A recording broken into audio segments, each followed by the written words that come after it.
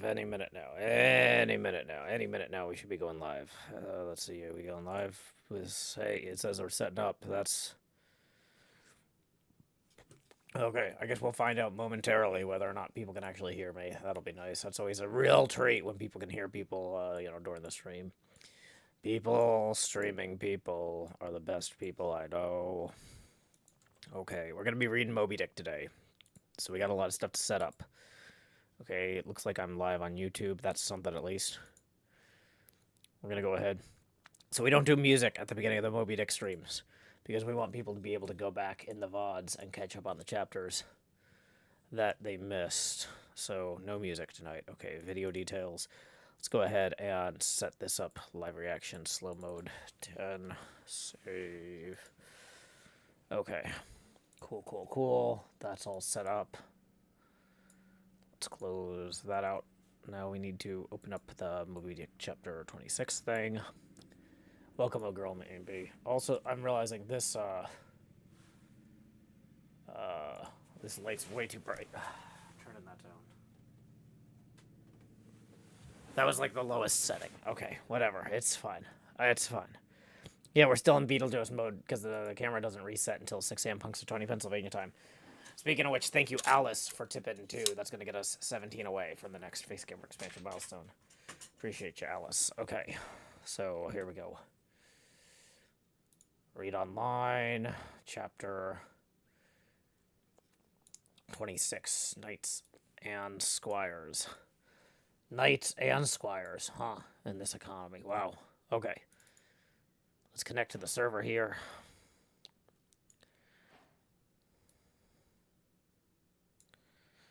Let's go ahead and maybe...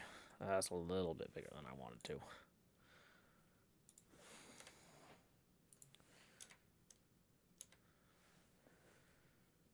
Okay.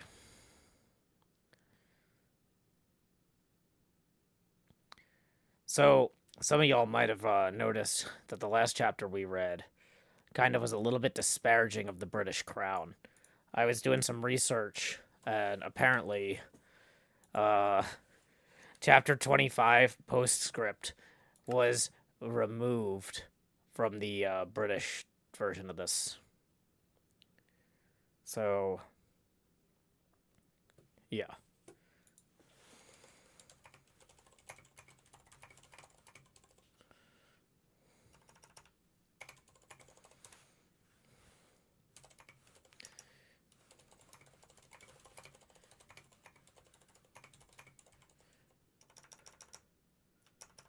Okay.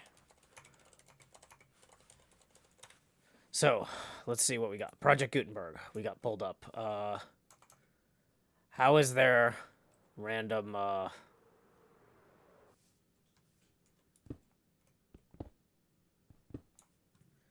that wasn't optimal. Okay. So here's what we're going to do now. We're going to go up here, and we're going to start... actually, no, we're not. We're going to do this from the ground floor. We're going to be placing blocks while we read.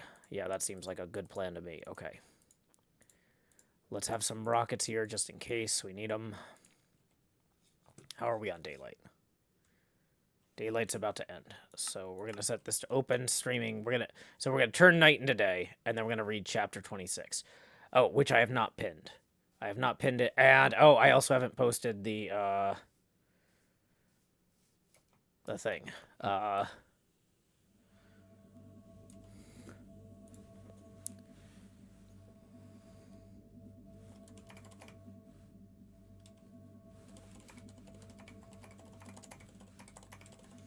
Okay, so where am I? Where's my tipping link thing here? Okay, tips are welcome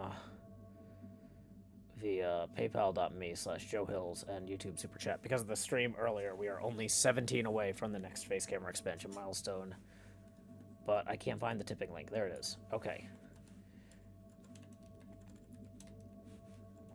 There we go. Tipping link posted. There we go. That's going here. Oh, we beat Ishmael. Ishmaeltal juice. Ishmaeltal juice. Yeah, that works. Look at me. I got 1,000,000 stone mind. And Doc has the lowest of anybody on the server. He has less than Skiz.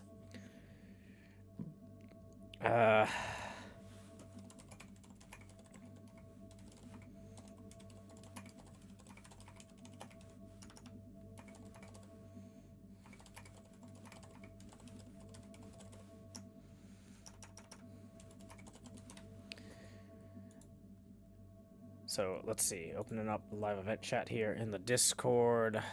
Okay. New day. Did we post the tipping link? Yes. Did we post the now reading Moby Dick CH26? Posting that. Okay. It's a very, very well set up stream. Tomorrow's stream with Cleo and Cub is going to be amazing. I'm very excited about that stream.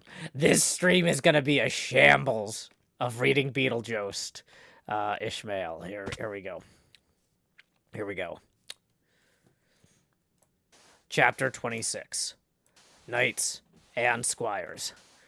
The chief mate of the Pequod was Starbuck, a native of Nantucket, and a Quaker by descent. He was a long, earnest man, and though born on an icy coast, seemed well adapted to endure hot latitudes, his flesh being hard as twice-baked biscuit. Transported to the Indies, his live blood would not spoil like bottled ale. He must have been born in some time of general drought and famine, or upon one of those fast days for which his state is famous. Only some 30 arid summers had he seen. Those summers had dried up all of his physical superfluousness. But this, his thinness, so to speak, seemed no more the token of wasting anxieties and cares than it seemed the indication of any bodily blight. It was merely the condensation of the man. He was by no means ill-looking, quite the contrary. His pure, tight skin was an excellent fit, and closely wrapped up in it, and embalmed with inner health and strength, like a revivified Egyptian. This Starbuck seemed prepared to endure for long ages to come, and to endure always, as now, for be it polar snow or torrid sun. Like a patent chronometer, his interior vitality was warranted to do well in all climates. Looking into his eyes, you seemed to see there yet lingerings images of those thousandfold perils he had calmly confronted through life. A steadfast man, whose life, for the most part, was a telling pantomime of action, and not a tame chapter of sounds. Yet, for all his hardy sobriety and fortitude, there were certain qualities in him, which at times affected, and in some cases seemed well nigh to overbalance all the rest. Uncommonly conscientious for a seaman, he endured with a deep natural reverence. The wild, watery loneliness of his life did therefore strongly incline him to superstition. But that sort of superstition, which in some organizations seems rather to spring somehow from intelligence rather than ignorance. Outward portents and inward presentiments were his, and if at all times these things bent the welded iron of his soul, much more did his faraway domestic memories of his young Cape wife and child tend to bend him still more toward the original ruggedness of his nature, and open him still further to those latent influences which, in some honest-hearted men, restrain the gush of daredevil daring, so often evinced by others in the more perilous vicissitudes of the fishery. "I will have no man in my boat," said Starbuck, "who is not afraid of a whale." By this he seemed to mean not only that the most reliable and useful courage was that which arises from the fair estimation of the encountered peril, but that an utterly fearless man is a far more dangerous comrade than a coward.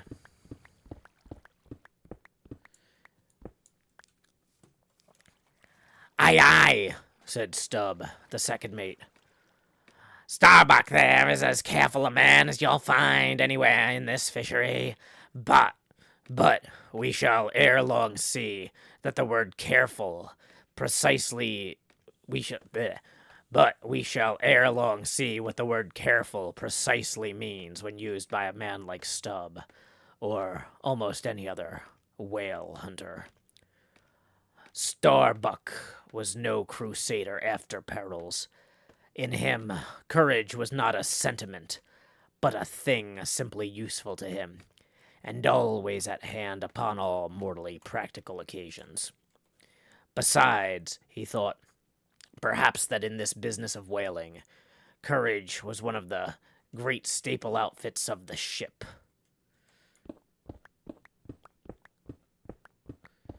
Like her beef and her bread, and not to be foolishly wasted. Wherefore he had no fancy for lowering for whales after sundown, nor for persisting in fighting a fish that too much persisted in fighting him. For, thought Starbuck, I am here in this critical ocean to kill whales for my living, and not to be killed by them for theirs.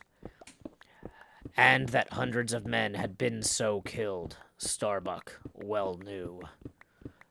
What doom was his own father's? Where, in the bottomless deeps, could he find the torn limbs of his brother? With memories like these in him, and, moreover, given to a certain superstitiousness, as has been said, the courage of this Starbuck, which could, nevertheless, still flourish, must indeed have been extreme. But it was not in reasonable nature that a man so organized, and with such terrible experiences and remembrances as he had, it was not in nature that these things should fail in latently engendering an element in him, which, under suitable circumstances, would break out from its confinement and burn all his courage up. And brave as he might be, it was that sort of bravery chiefly visible in some intrepid men, which, while generally abiding firm in the conflict with seas or winds or whales or any of the ordinary irrational horrors of the world, yet cannot withstand those more terrific, because more spiritual terrors, which sometimes menace you from the concentrating brow of an enraged and mighty man. But were the coming narrative to reveal, in any instance, the complete abasement of poor Starbuck's fortitude, scarce might I have the heart to write it, for it is a thing most sorrowful. Nay, shocking, to expose the fall of valor in the soul. Men may seem detestable as joint stock companies and nations. Knaves, fools, and murderers there may be. Men may have mean and meager faces, but man, in the ideal, is so noble and sparkling. Such a grand and glowing creature, that over any ignominious blemish in him, all his fellows should run to throw their costliest robes. The immaculate manliness we find within ourselves, so far within us, that it remains intact, though all the outer characters seem gone, bleeds with the keenest anguish at the undraped spectacle of the valor-ruined man. Nor can piety itself, at such a shameful sight, completely stifle her upbraidings against the permitting stars. But this august dignity I treat of is not the dignity of kings and robes, but that abounding dignity which has no robed investiture. Thou shalt see it shining in the arm that wields a pick or drives a spike. That democratic dignity, which on all hands radiates without end from God himself, the great God absolute, the center and circumference of all democracy. His omnipresence, our divine equality. If, then, to meanest mariners and renegades and castaways I shall hereafter prescribe high qualities, though dark, weave round them tragic graces, if even the most mournful, perchance the most abased among them all, shall at times lift himself to the exalted mounts, if I shall touch that workman's arm with some ethereal light, if I shall spread a rainbow over his disastrous set of sun, then against all mortal critics bear me out in it, thou just spirit of equality, which has spread one royal mantle of humanity over all my kind. Bear me out on it. Thou great democratic God, who didst not refuse to the swart convict Bunyan the pale poetic pearl, thou who didst clothe with doubly hammered leaves of finest gold the stumped and paupered arm of old Cervantes, thou who didst pick up Andrew Jackson from the pebbles, who didst hurl him upon a war horse, who didst thunder him higher than a throne, thou who, in all thy mighty earthly marchings, ever cullest thy selectest champions from the kingly commons. Bear me out on it, O God. And, yeah, that concludes chapter 26 of Moby Dick, or The Whale, by Herman Melville. Yeah, I gotta say, I was not ready for that Andrew Jackson name drop. Those of you guys who don't know, Andrew Jackson's a total jerk. Got a lot of Americans killed. Specifically, Native Americans. I don't know if you've heard of the Trail of Tears. It was his idea, or at least his execution. Execution there used very literally. Not a great guy, Andrew Jackson. I don't think that, that this is, what do you call it? There's a word for this. I don't think he's being sarcastic here. I think he actually likes Andrew Jackson, which is kind of upsetting. Most upsetting thing in the book so far, in my opinion. But anyway, we got work to do. We got stuff we got to knock out real quick here. So let's go ahead and be on our way. Let's be quick about it before we get kicked. Hey, one thing that's rolling in. Let's see what that is. We got a tip rolling in for 42. Thank you very much, Alexis, for that 42. 17 is going to get you one face camera expansion milestone. See, that's 2737. So that gets us then halfway to the one after that. So here we go. Let me pull up OBS here. Yeah, there it is. And it's time to... Whoa, that's the wrong thing. Let's take that down. Here we go. Expand me. Dee.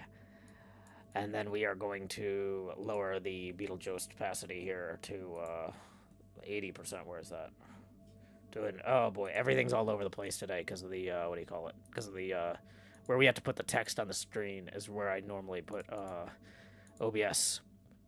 Oh, wait, no, we're actually at, hold on, we were at 70. Oh, never mind.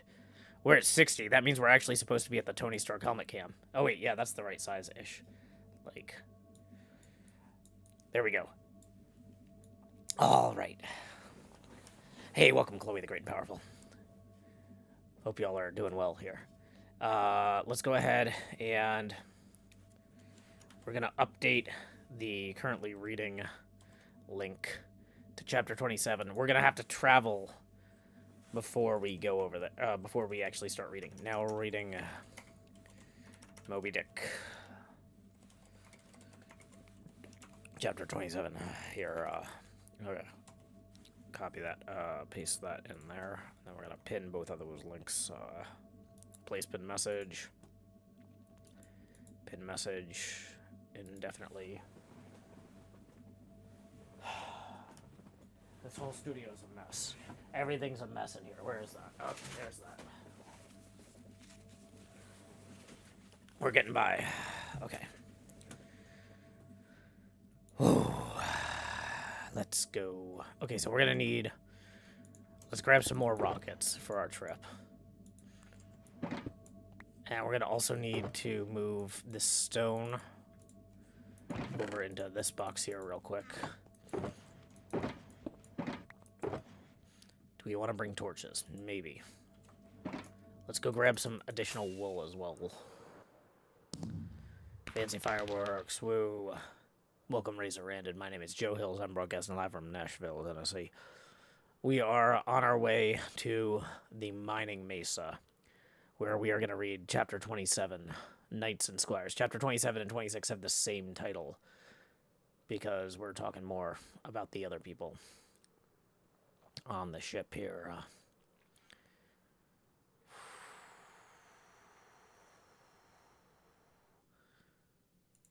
Oh, apparently I was lower than I thought there. Welcome, Nova Dev. Glad you could join us.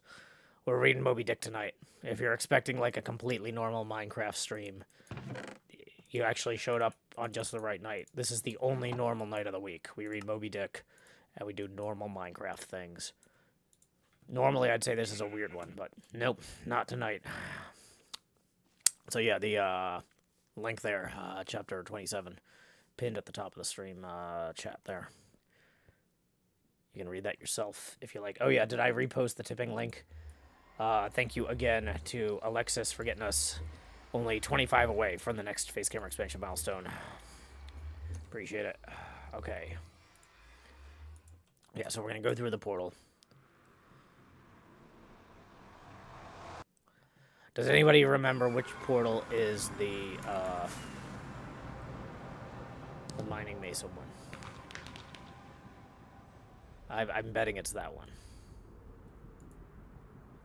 Let's just follow that dark gray line there.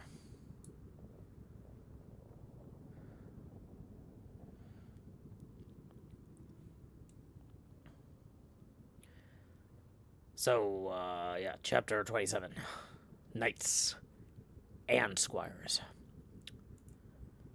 Stubb was the second mate. He was a native of Cape Cod, and hence, according to local usage, was called a Cape Codman. A happy-go-lucky, neither craven nor valiant, taking perils as they came with an indifferent air. And while engaged in the most eminent crisis of the chase, toiling away, calm and collected as a journeyman joiner engaged for the year. Good-humored, easy, and careless. He presided over his whaleboat as if the most deadly encounter were but a dinner, and his crew all invited guests. He was particular about the comfortable arrangement of his part of the boat. As an old stage driver is about the snugness of his box. When close to the whale, in the very deathlock of the fight, he handled his unpitying lance coolly and offhandedly, as a whistling tinker his hammer. He would hum over his old rigadig tunes while flank and flank with the most exasperated monster.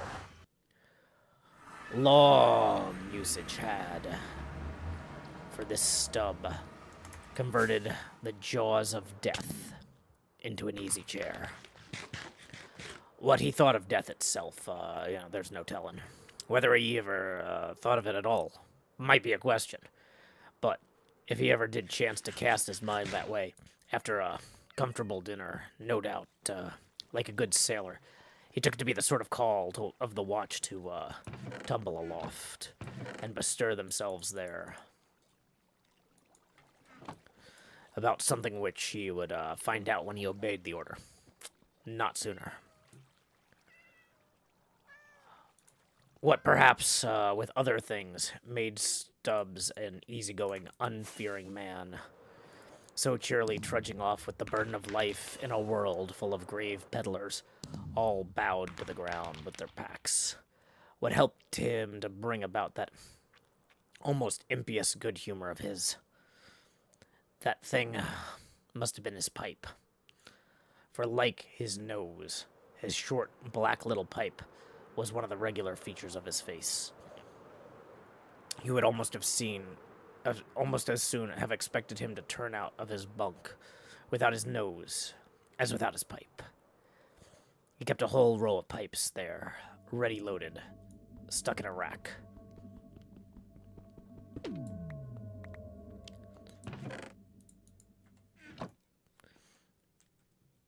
Within easy reach of his hand.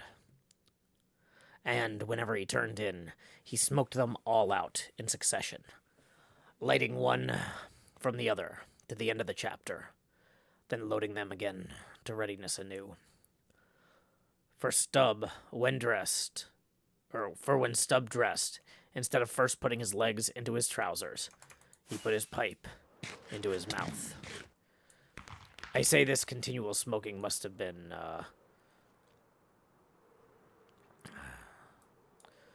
one cause, at least, of his peculiar disposition.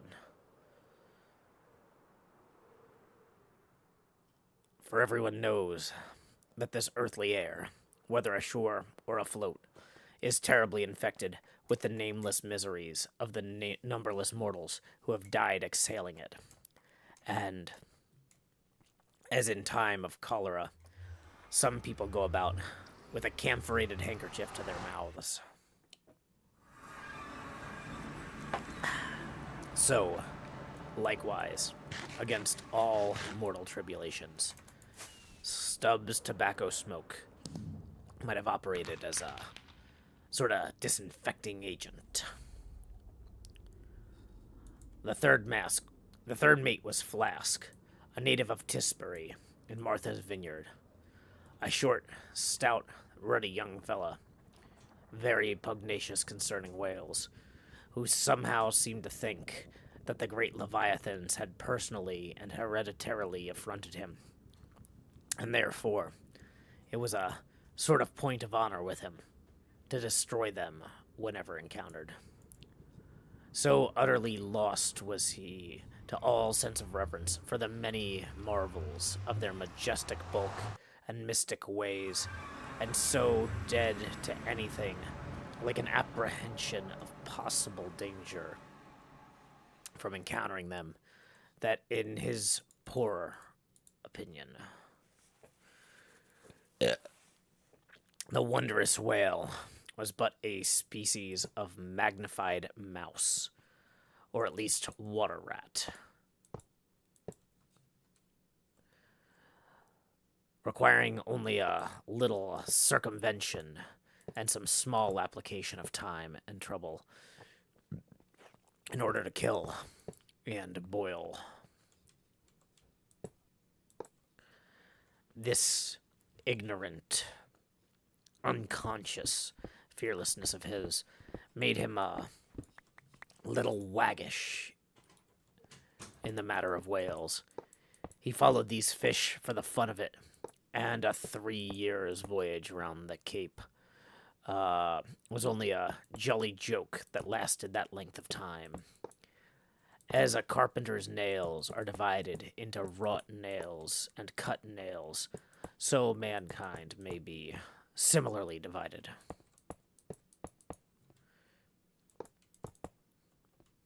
They called him King Post on board the Pequod, because in form he could be well likened to the short, square timber known by that name in Arctic whalers, by which the means of many radiating side timbers inserted into it serves to brace the ship against the icy concussions of those battering seas.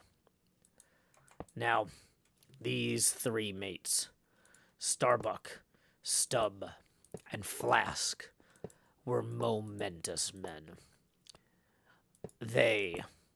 It was who, by universal prescription, commanded 3 of the Pequod's boats as headsmen. In that grand order of battle, in which Captain Ahab would probably marshal his forces to descend on the whales, these 3 headsmen were as captains of companies, or, being armed with their long, keen whaling spears, they were as a picked trio of lancers, even as the harpooneers were flingers of javelins. And since in this famous fishery, each mate or headsman, like a Gothic knight of old, is always accompanied by his boat steerer or harpooneer, who in certain conjunctures provides him with a fresh lance when the former one has been badly twisted or elbowed in the assault, and moreover, as there generally subsists between the two close intimacy and friendliness, it is therefore but meet that in this place we set down who the Pequod's harpooneers were, and to what headsman each of them belonged.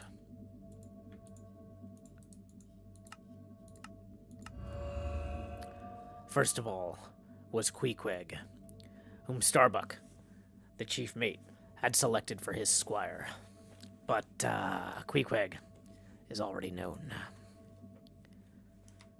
Next was Tashtego, an unmixed Indian from Gayhead, the most westerly promontory of Martha's Vineyard, where there still exists the last remnant of a village of natives, which has long supplied the neighboring island of Nantucket with many of her most daring harpooneers. In the fishery, they usually go by the generic name of Gayheaders. Tashtego's long, lean, sable hair, his high cheekbones, and his black rounding eyes, all sufficiently proclaimed him an inheritor of the unvitiated blood of those proud warrior hunters, who, in quest of the great New England moose, had scoured, bow in hand, the aboriginal forests of the Maine. But, no longer snuffling in the trail of the wild beasts in the woodland, Tashtego now hunted in the wake of the great whales of the sea. The unerring harpoon of the sun fitly replacing the infallible arrows of the sires. To look at the tawny brawn of his lithe, snaky limbs, you would almost have credited to the superstitions of some early Puritans, and half believed this man to be a son of the prince of the powers of the air. Tashtego was Stubb, the second mate's squire.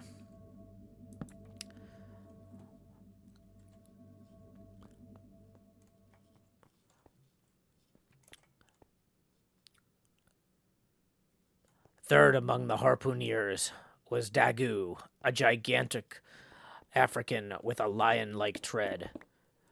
Suspended from his ears were 2 golden hoops, so large that the sailors called them ring bolts, and would talk of securing the topsail halyards to them.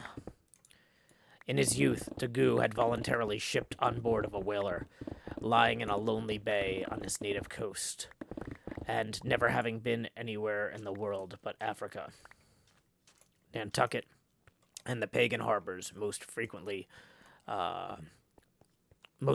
by whalemen, and having now led for many years the bold life of the fishery in the ships of owners uncommonly heedful of what manner of men they shipped, Daggoo maintained all his barbaric virtues. And, erect as a giraffe, moved about the decks in all the pomp of 6'5" in his socks. There was a corporeal humility in looking up at him, and a white man standing before him seemed a white flag come to beg a truce at a fortress. Curious to tell, this imperial man, Ahasuerus Daggoo, was the squire of Little Flask, who looked like a chess man beside him.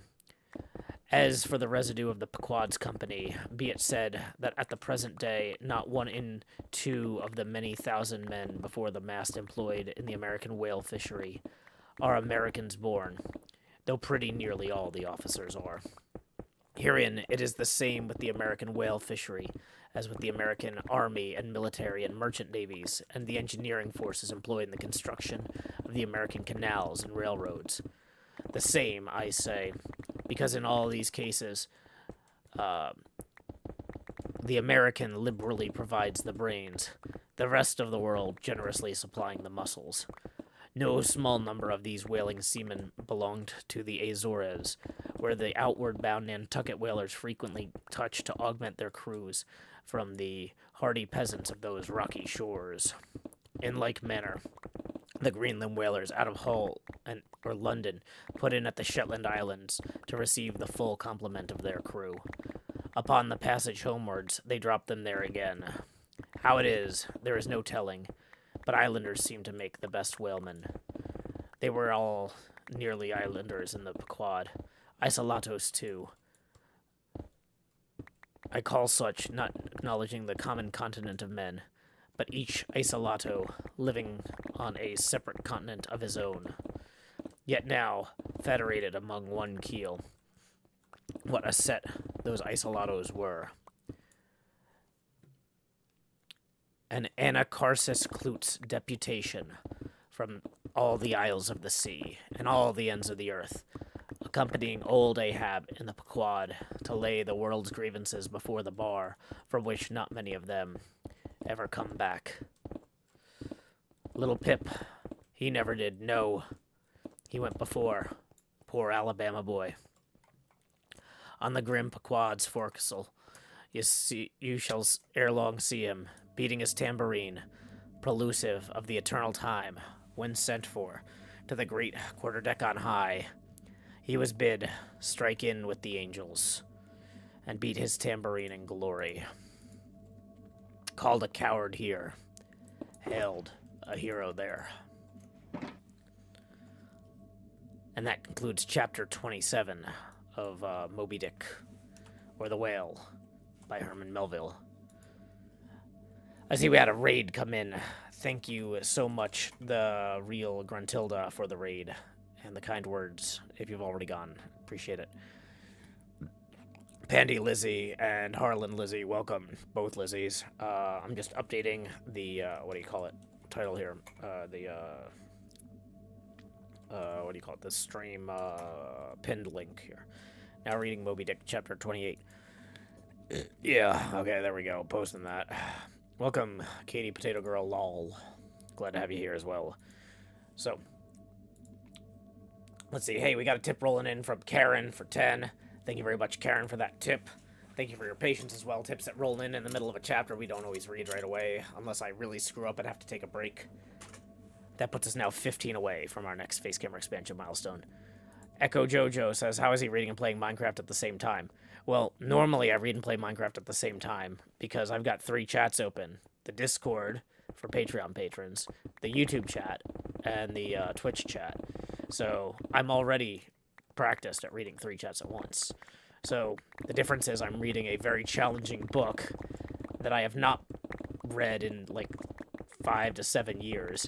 And I'm also kind of censoring a little bit of it as I go, because this is, in some ways, a very progressive story about a white American serving on a crew with people from all over the world, and he speaks very highly of the many talents and skills of people from all these different backgrounds, which at the time was not necessarily something that one did. And he speaks also of his personal friendship and admiration for these men, and he treats them as equals. Although he's, you know, a white guy from America, so he's kind of condescending about it, but I genuinely believe Melville's heart was in the right place with a lot of this stuff, but some of the word choice is not optimal for the present day. I was a little bit thrown about that part about Andrew Jackson. I'm going to have to look that up. I'm wondering at what... Maybe this was written before... I don't think so, though. I'm going to have to look into that Andrew Jackson comment. That's deeply concerning. But, yeah. So, it's easy to read while you play Minecraft if all you do is read and play Minecraft. That's like my whole job. So, yeah, that's why I'm good at it. So let's go ahead and place. We're gonna put those in there, and let's go ahead and put some of these fireworks back for right now too, because it's not like we're using those for the time being. But yeah, if you're enjoying the show, just as a reminder, tips are welcome via paypal.me/Joe Hills and YouTube Super Chat. We are currently only $15 away from that next face camera expansion milestone. Okay, here we go. Pasting that link here. Yeah, okay, right. Here we go. Oh, we should probably eat some of this bread.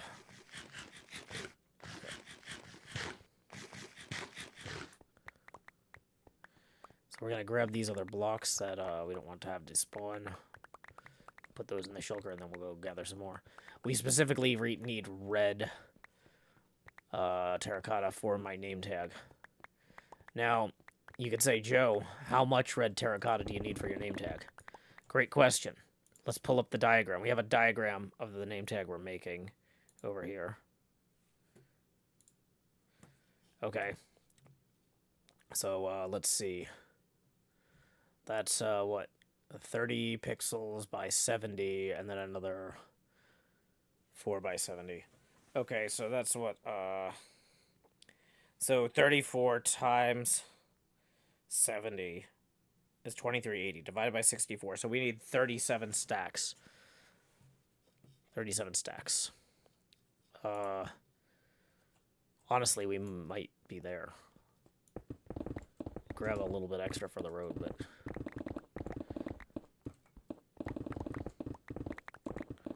let's go get a quick count on our stacks. Because this white box has 27. And then this box has 6. Okay, so that's 33.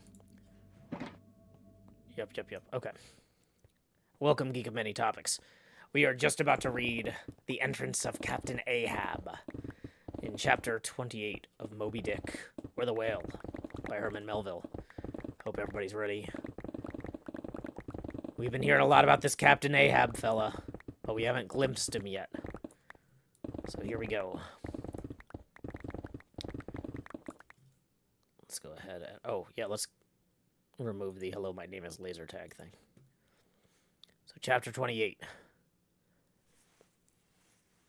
Can I turn the game sounds down a little? Yeah, I guess. Let me... See, the problem is when I'm reading, I can't see my own levels. So... Am I quieter than usual? No, I don't think so. Music and sounds. Yeah, let's turn them down to 10% for right now. Okay, yeah, so that's down there and I'm up here. That seems reasonable. No problem, Mastodon.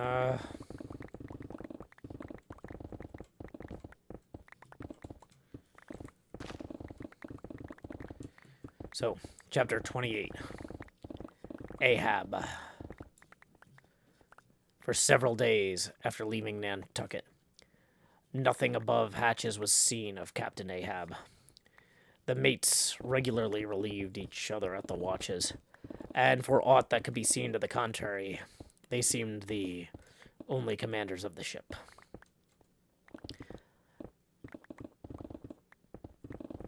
Only they sometimes issued from the cabin with orders so sudden and peremptory that after all it was plain that they all but commanded vicariously.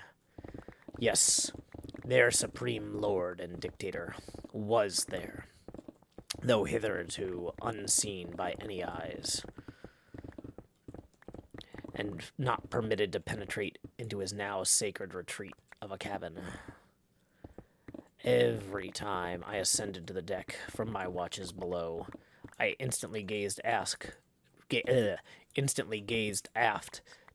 mark if any strange face was visible. For my first vague disquietude touching the unknown captain now in the seclusion of the sea, became almost a perturbation.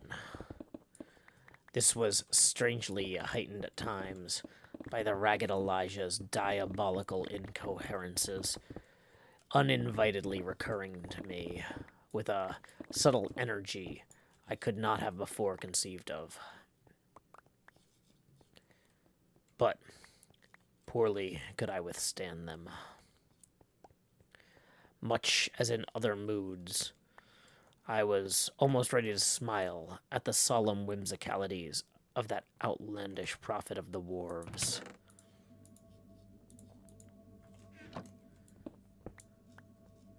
But whenever it was...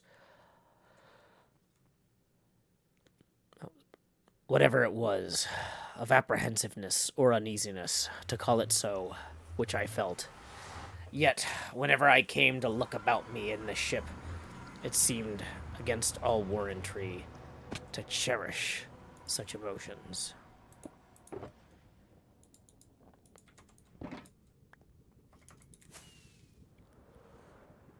For though the harpooneers, with the great body of the crew, were far more barbaric, heathenish, and motley set than any of the tame merchant ship companies which my previous experiences had made me acquainted with, still I ascribed this, and rightly ascribed it, to the fierce uniqueness of the very nature of that wild Scandinavian vocation in which I had so abandonedly embarked. But it was especially the aspect of the chief officers of the ship, the mates, which was most forcibly calculated to allay these colorless misgivings, and induce confidence and cheerfulness in every presentment of the voyage. 3 better, more likely sea officers and men, each in his own different way, could not readily be found. And they were, every one of them, Americans. A Nantucketer, a Vineyarder, a Capeman. Now, it being Christmas when the ship shot out from her harbor, for a space we had biting polar weather, though all the time running away from it to the southward, and by every degree and minute of latitude, which we sailed, gradually leaving that merciless winter and all its intolerable weather behind us. It was one of those less lowering, but still gray and gloomy enough mornings of the transition, when, with a fair wind, the ship was rushing through the water with a vindictive sort of leaping and melancholy rapidity, that I mounted to the deck.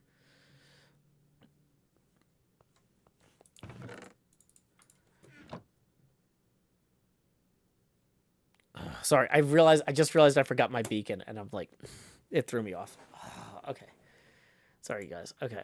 Like I said, I don't normally break in the middle of chapters, but sometimes if I really screw something up, I was like, I could do this. Well, yeah, so people are like, how do you play Minecraft so well while you're doing that? I'm not doing Minecraft great. Went all this way without a beacon. Okay.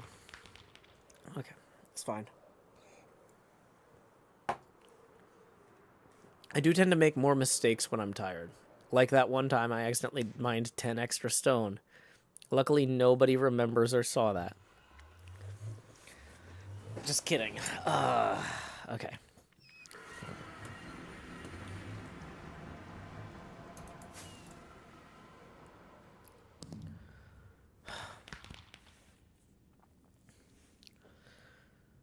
It was one of those less lowering, but still gray and gloomy enough mornings of the transition, when with a fair wind the ship was rushing through the water with a vindictive sort of leaping and melancholy rapidity, that, as I mounted to the deck at the call of the forenoon watch, so soon I leveled my glance toward the taffrail.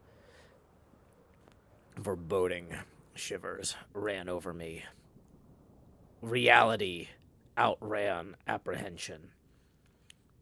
Captain Ahab stood upon the quarterdeck. There seemed no sign of common bodily illness about him, nor of the recovery from any. He looked like a man cut away from the stake, when the fire has overrunningly wasted all the limbs without consuming them, or taking away one particle from their compact, aged robustness. His whole high, broad form seemed made out of solid bronze, and shaped in an unalterable mold, like Cellini's cast Perseus. Threading its way out from among his gray hairs, and continuing right down one side of his tawny, scorched face and neck, till it disappeared in his clothing. He saw a slender, rod-like mark, lividly whitish. It resembled that perpendicular seam sometimes made in the straight, lofty trunk of a great tree, when the upper lightning tearingly darts down upon it, without wrenching a single twig, but peels and grooves out the bark from top to bottom, air running off into the soil, leaving the tree still greenly alive, but branded. Whether that mark was born with him, or whether it was a scar left by some desperate wound, no one could certainly say. By some tacit consent throughout the voyage, little or no allusion was made to it, especially by the mates. But once Tashtego's senior, an old gay-head native among the crew, superstitiously asserted that not till he was 40 years old did Ahab become that way branded. And then it came upon him, not in the fury of any mortal fray, but in an elemental strife at sea. Yet, this wild hint seemed inferentially negatived by what a gray Manxman insinuated, an old sepulchral man who, having never before sailed out of Nantucket, had never ere this laid eye upon wild Ahab. Nevertheless, those old sea traditions, the immemorial credulities, popularly invested this old Manxman with preternatural powers of discernment, so that no white sailor seriously contradicted him when he said that if ever Captain Ahab should be tranquilly laid out, which might hardly come to pass, so he muttered, then whoever should do the last office from the dead would find a birthmark on him from crown to sole. So powerfully did the whole grim aspect of Ahab affect me, and the livid brand which streaked it, that for the first few moments I hardly noted that not a little of this overbearing grimness was owing to the barbaric white leg upon which he partly stood. It had previously come to me that his ivory leg had been fashioned from the polished bone of the sperm whale's jaw. "Aye, he was dismasted off Japan," said the old gay-headed native once. "But like his dismasted craft, he shipped another mast without coming home for it. He has a quiver of them." I was struck with the singular posture he maintained. Upon each side of the Pequod's quarterdeck, and pretty close to the mizzen shrouds, there was an auger hole, bored about half-inch thick into the plank. His bone leg steadied in that hole, one arm elevated, and holding by a shroud, Captain Ahab stood erect, looking straight out beyond the ship's ever-pitching prow. There was an infinity of firmest fortitude, a determinate, unsurrenderable willfulness in the fixed and fearless forward dedication of that glance.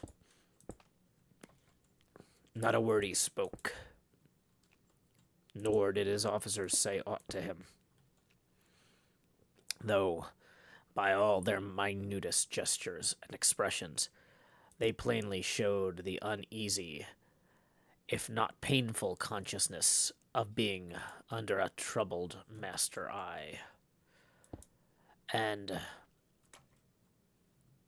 not only that, but the moody, stricken Ahab stood before them with a crucifixion in his face, in all the nameless, regal, overbearing dignity of some mighty woe. Ere long, from his first visit in the air, he withdrew into his cabin. But after that morning, he was every day visible to the crew, either standing in his pivot hole, or seated upon an ivory stool he had, or heavily walking the deck.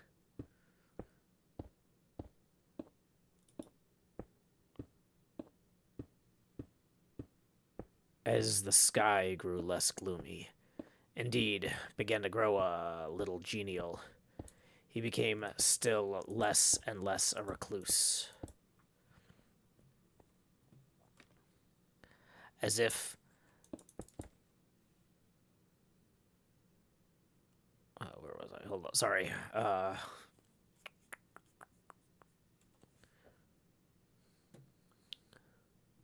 As if when the ship had sailed from home, nothing but the dead, wintry bleakness of the sea had kept him so secluded.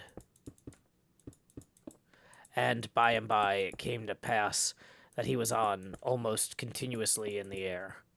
But as yet, for all that he said or perceptibly did on the at last sunny deck, he seemed as unnecessary there as another mast. But the Pequod was only making passage now, not regularly cruising. Nearly all whaling preparatives needing supervision of the mates were the mates were fully competent to, so that there was little or nothing out of himself to employ or excite Ahab now, and thus chase away, for that one interval, the clouds that layer upon layer were piled upon his brow, as ever all clouds choose the loftiest peaks to pile themselves upon. Nevertheless, ere long, the warm, warbling persuasiveness of the pleasant holiday weather we came to seemed gradually to charm him from his mood.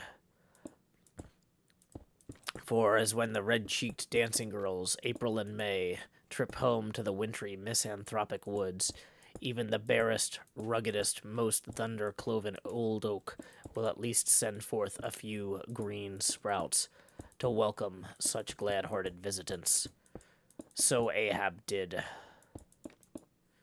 in the end, a little respond to the playful allurings of that girlish air.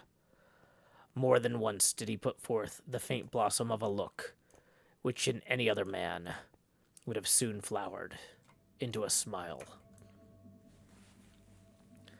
And that concludes chapter 28, Ahab of Moby Dick, or the Whale, by Herman Melville. Ooh, okay, I am definitely making more mistakes than usual, but it's been a very busy few days, so I'm not going to beat myself up for that. What do y'all think so far? Stub, Flask, Starbuck, and Ahab we've met today. Any thoughts on any of those?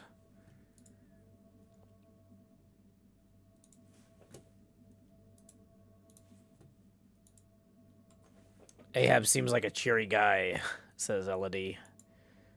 Kiwi says, Ahab's a guy, for sure. Oh, yeah, he famously attempted to blow up Parliament. That's that thing.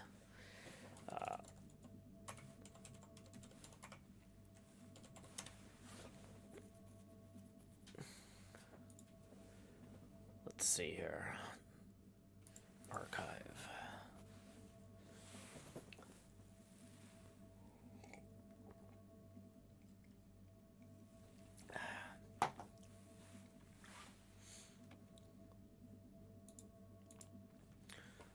So we've got some illustrations here by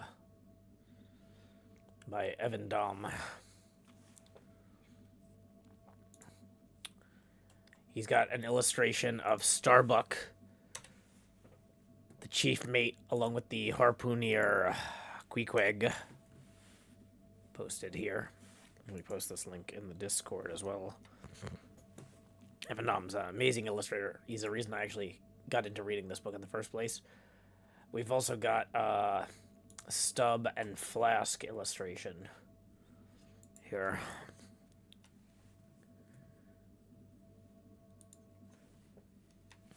Glory the Great and Powerful says this chapter had fewer rabbit holes than I've come to expect. Yeah, not quite as many. Excuse me.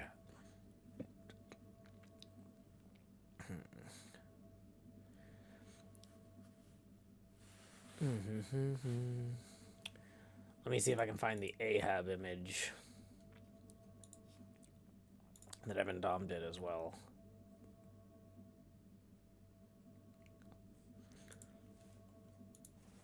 When did this book come out? In the 1850s.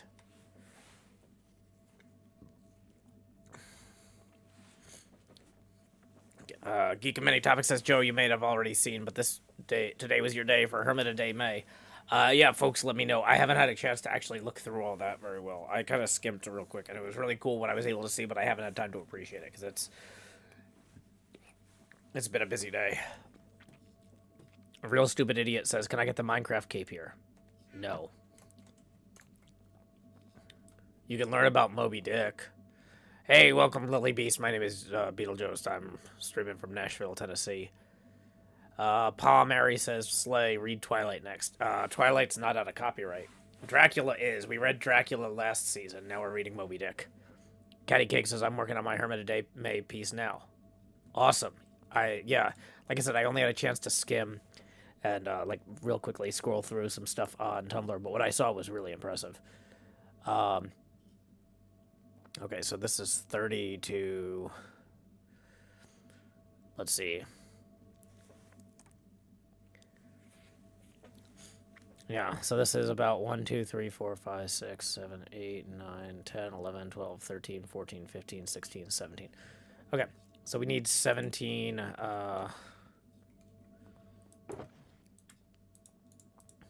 17 of these real quick. I'm gonna go set these down here.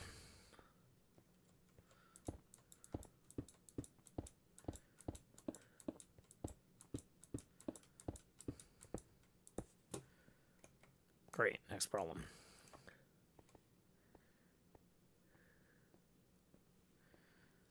And then we'll grab more of those, actually. Probably should have just grabbed a bunch of those while I was over here. Would have been smarter, but whatever, it's fine. Not everything has to be done well in the first place. Okay. So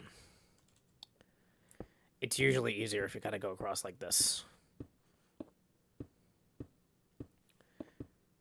Whoops. I've already screwed up. Janky Reef says Treasure Island is public domain, though I'm not sure if you'd want another maritime theme right away.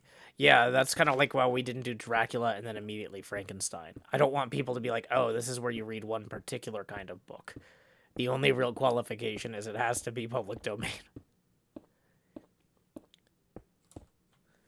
Let's go ahead and greet B-dubs. Howdy, B-dubs.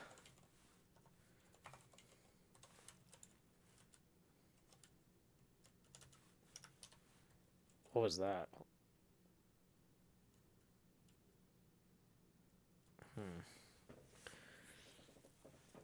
Apparently it has my failed attempts at commands too. Because I accidentally...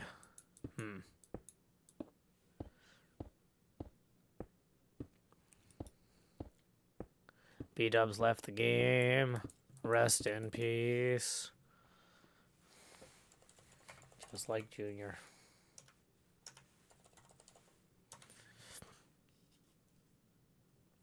Where did that zombie come from? Also, options, music, and sounds, hostile creatures. Oh. There must be a cave or something back there. Yeah, it looks like maybe a cave. Pfft. Yeah. Now we know.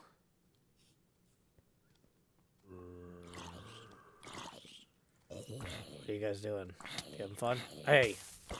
That's not really called for.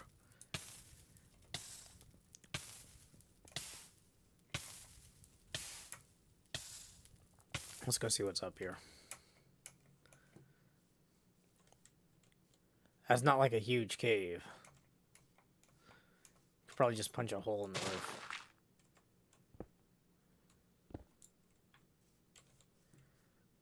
Yeah, that'll do it. It's not like they're climbing up from down there. Okay.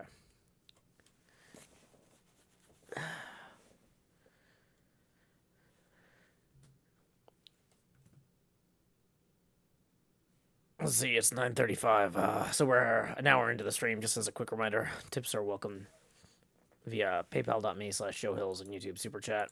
And we are only $15 away from the next face camera expansion milestone. So if you're enjoying the stream, if you enjoy the Moby Dick readings, please consider tipping. This would be an especially helpful time to tip. There are a lot of expenses associated with moving. And we're in the process of getting my fiance's immigration stuff sorted. So we might have a wedding if everything goes well with the embassy interview later this month. The wedding might be in the next 3 months.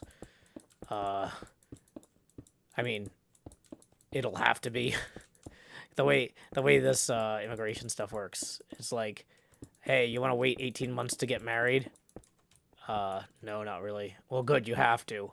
But then as soon as we approve it, you got to get married, like, right away. I was like, is that enough time to plan a wedding or book a venue? Will we know when we're going to have the wedding? No. You won't find out when you can have the wedding until, like, 3 months before the wedding. Good luck. Yeah, Elodie, immigration is complicated. I am very fond of my fiance, and it's worth the wait, but, yeah. It's like, I've got this move coming up in, like, next week, and then through the end of the month. So basically we get the keys to the new place at the end of next week, and then we have 1 week to get everything out of here and into the new place. So that's going to be a whole thing. But, yeah. In the meantime, it's a lot. Lost Cult Music, tip 7. Thank you, Lost Cult Music. And Lost Cult Music writes, good luck with the move. Hey, I appreciate it. That's going to get us now only 8 away from the next face camera expansion milestone. Elodie says, I just completed my own immigration process to Canada, and it took 7 years. Oh my gosh, were you able to were you in Canada during the process, or was that, like, waiting outside Canada to get in? Because, like, the problem with this process is, like, my fiance used to come over to America and hang out with me for months at a time, but as soon as we actually started the immigration process, Badger couldn't visit the United States anymore until it was complete. Were you at least able to stay in Canada during that 7 years, or was this like, nope, go bye-bye?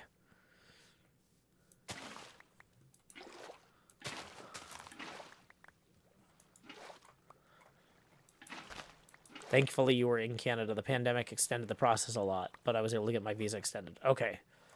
Yeah, because I was going to say, having to wait 7 years to move into Canada from somewhere else would be a lot. Okay. So we're going to pick up all these flowers here and put them in chests.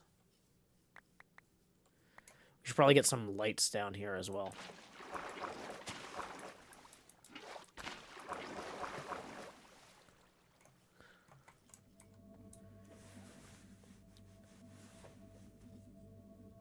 Chloe the Great and Powerful says, congratulations on becoming a Canadian, Elodie. Yes, indeed. Congratulations, Elodie. And here we go. We're going to continue placing some of these blocks real quick.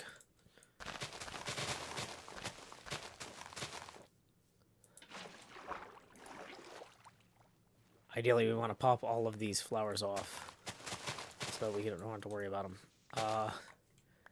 I'm realizing I also probably should have got some torches underneath parts of this before. Whatever, it's fine. We'll be fine.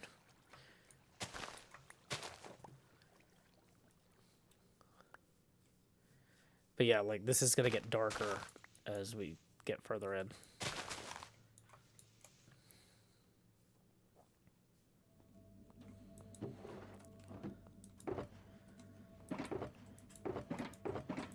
Okay, what do we need here? We need torches. Those are in the illumination box.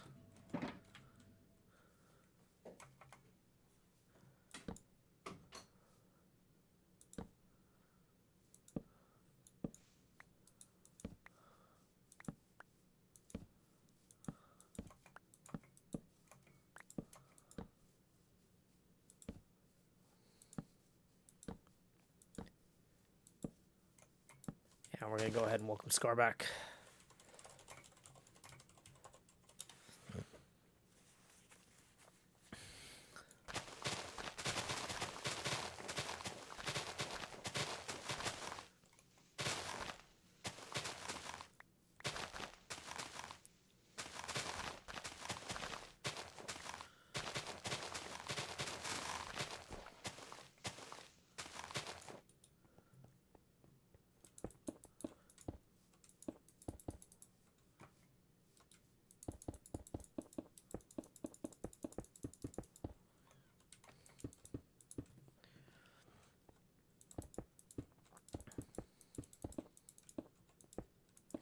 Actually, let's, probably the easiest thing to do would actually be to count these out here. So that's 1, 2, 3, and then we count another.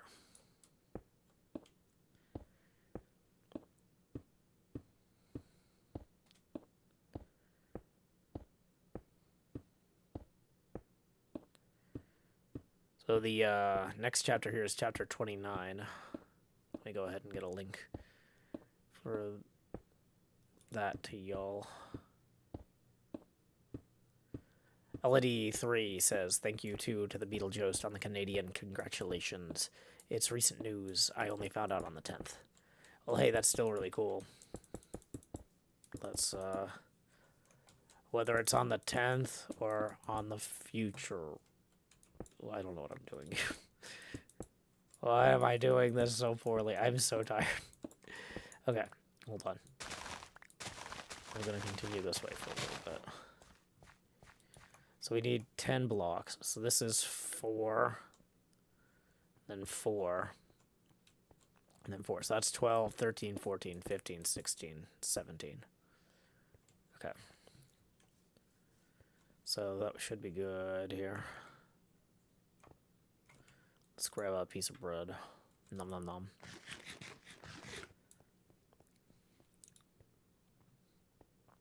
Okay. So 1, 2, 3, and then here we go. Oh yeah, I was gonna get that new chapter in. Now reading Moby Dick, CH29.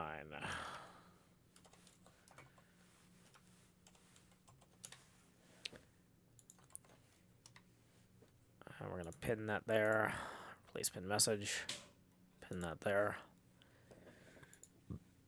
Manually unpin it into stream. Okay, cool.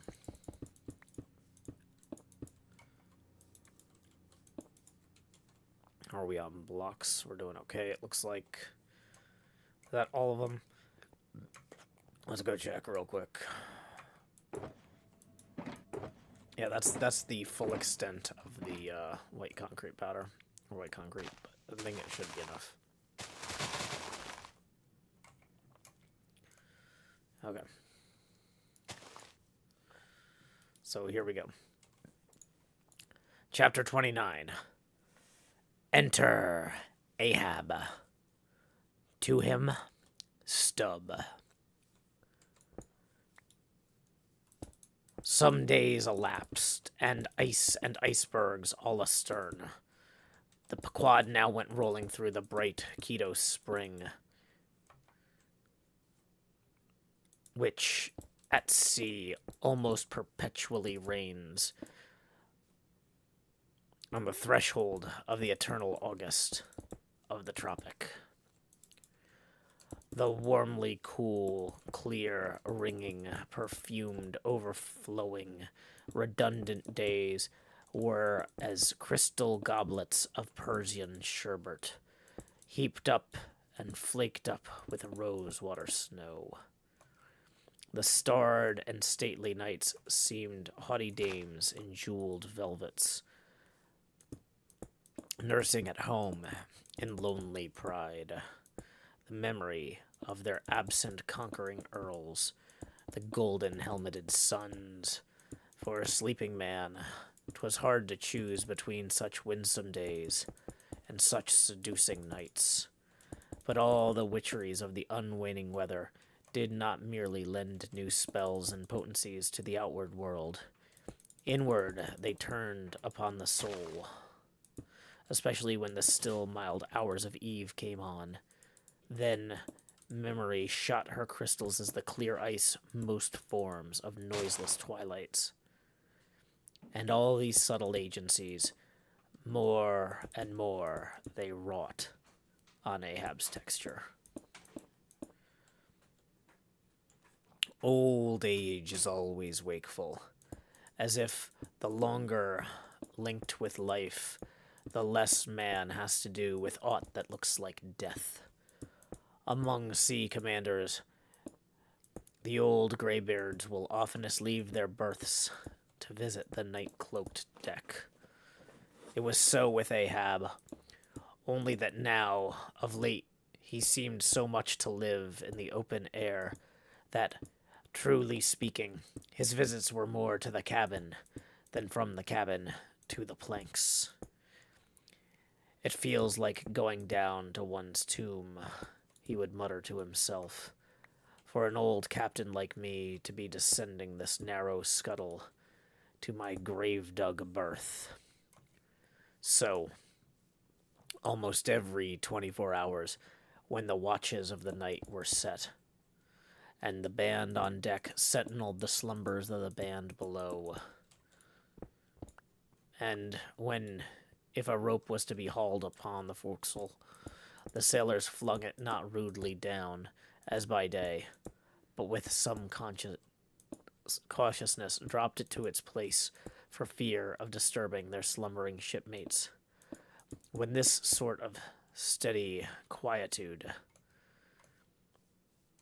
would begin to prevail, habitually the silent steersman would watch the cabin scuttle, and ere long the old man would emerge, gripping at the iron banister to help his way.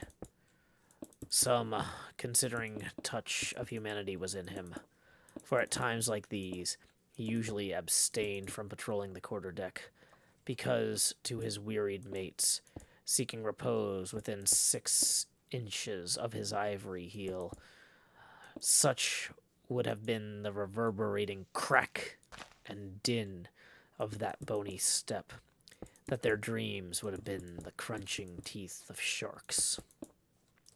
But once the mood was on him too deep for common regardings, and as with heavy lumber-like pace he was measuring the ship from taffrail to mainmast, Stubb, the old second mate, came up from below, with a certain unassured, deprecating humorlessness, hinted that if Captain Ahab were pleased to walk the planks, then no one could say nay. But there might be some way of muffling the noise, hinting something indistinctly, and hesitating about a globe of tow and the insertion into it of the ivory heel. Stubb did not know Ahab then. "Am I a cannonball, Stubb, that thou wouldst wad me in that fashion? But go by thy ways. I had forgot, below to thy nightly grave, where such as ye sleep between shrouds, to use ye to the filling one at last. Down, dog, and kennel." Starting at the unforeseen concluding exclamation of the so suddenly scornful old man, Stubb was speechless a moment, and then said excitedly, "I am not used to be spoken to that way, sir. I do but, less than half like it, sir. Avast! Gritted Ahab between his set teeth, and violently moving away, as if to avoid some passionate temptation. No, sir, not yet, said Stubb, emboldened. I will not be tamely called a dog, sir. Then be called 10 times a donkey and a mule and an ass, and be gone, or I'll clear the world of thee. As he said this, Ahab advanced upon him with such overbearing terrors in his aspect that Stubb involuntarily retreated. I was never served so before without giving hard blow for it, muttered Stubb, as he found himself descending the cabin scuttle. It's very queer. Stop Stubbs somehow now. I don't well know whether to go back and strike him, or, what's that? Down here on my knees and pray for him. Yes, that was the thought coming up in me. It'd be the first time I ever did pray. It's queer, very queer. And he's queer, too. I take him fore and aft. He's about the queerest old man Stubb ever sailed with. How he flashed at me. His eyes like powder pans. Is he mad? Anyway, there's something on his mind. As sure as there must be something on a deck when it cracks. He ain't in bed now, either. More than 3 hours out of the 24, and he don't sleep 10. He don't sleep then. Didn't that doughboy, the steward, tell me that morning now he always finds the old man's hammock clothes all rumpled and tumbled, and the sheets down at the foot, and the coverlid almost tied into knots, and the pillow a sort of frightful hot, as though a baked brick had been on it. A hot old man. I guess he's got what some folks ashore call a conscience. It's a kind of tick-dolly row, they say, worse nor a toothache. Well, I don't know what it is, but the Lord keep me from catching it. He's full of riddles. I wonder what he goes into the afterhold for. Every night. As Doughboy tells me he suspects. What's that for, I should like to know? Who's made appointments with him in the hold? Ain't that queer now, but there's no tellin'. It's the old game. Here goes for a smooth, damn me. It's worth a fellow's while to be born into the world, if only to fall right asleep. Now that I think of it, that's about the first thing babies do, and that's sort of queer, too. Damn me, but all things are queer, come to think of them. And that's against my principles. Think not is my 11th commandment. And sleep when you can is my 12th. So here goes again. But how's that? Didn't he call me a dog? Blazes, he called me 10 times a donkey. Piled a lot of jackasses on top of that. He might as well have kicked me and done with it. Maybe he did kick me and I didn't deserve it. I was so taken aback with his brow somehow. It flashed like a bleached bone. What the devil's the matter with me? I don't stand right on my legs. Coming afoul of that old man has sort of turned me the wrong side out. By the Lord, I must have been dreaming, though. How? But this is the only way to stash it, so here goes to the hammock again. And in the morning I'll see how this plaguey juggling thinks over in daylight. And that concludes chapter 29. Enter Ahab, to him Stubb, from Moby Dick, or The Whale, by Herman Melville. So what do y'all think of that chapter? First spoken line. 29 chapters in, first spoken line. From Ahab in the whole book.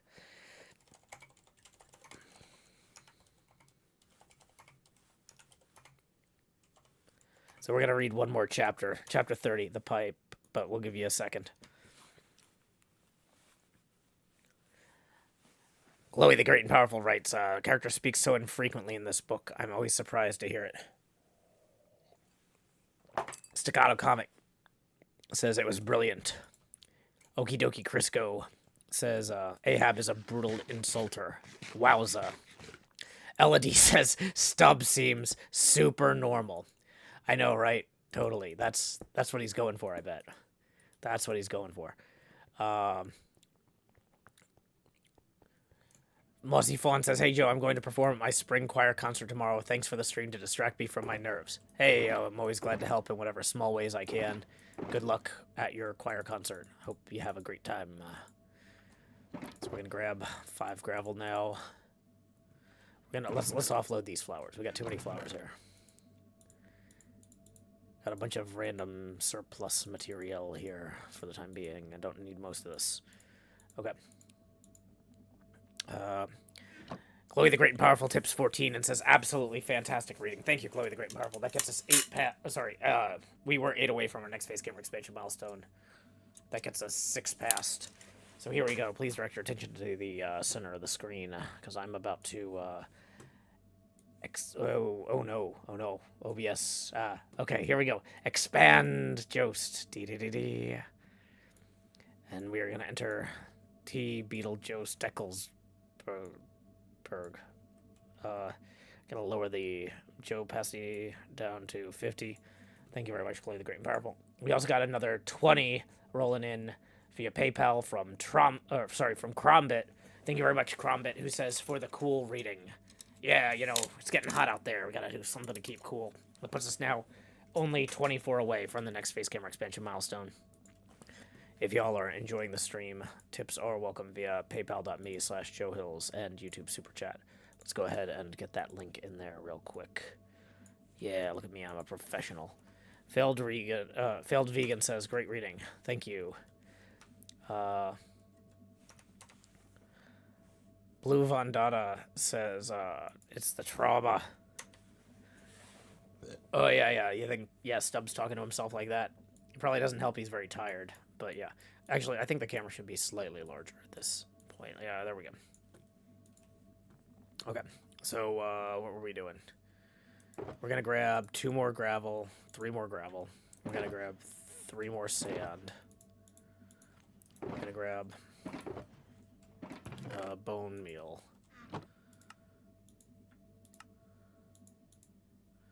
That was not how I intended to do that. Okay.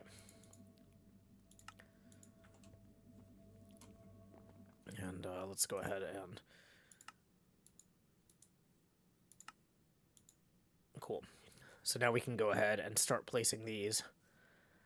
We've got 1 chapter left. Oh, I already took that down. But it looks like I forgot part of it up there in the sky. So, yeah, we're just gonna come over here and do this, I guess. Whatever works, right? Okay. So let's go ahead and move that there. So chapter 30, the pipe. This is a pretty short chapter, so I think we're just going to go for it right away. I don't see any like continued conversation about chapter 29 there. Did I bring the bucket of water? Good, I did. Yeah, I don't want to have to fly back up here later. So here we go. Chapter 30 of Moby Dick, or The Whale, by Herman Melville. When Stubb had departed, Ahab stood for a while, leaning over the bulwarks, and then, as had been usual with him of late, calling a sailor of the watch, he sent him below for his ivory stool, and also his pipe.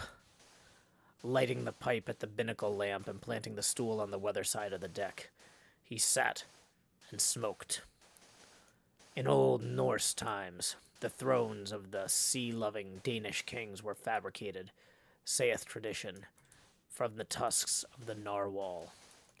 How could one look at Ahab then, seated on that tripod of bones, without bethinking him of the royalty it symbolized? For a Khan of the plank, and a king of the sea, and a great lord of Leviathans, was Ahab.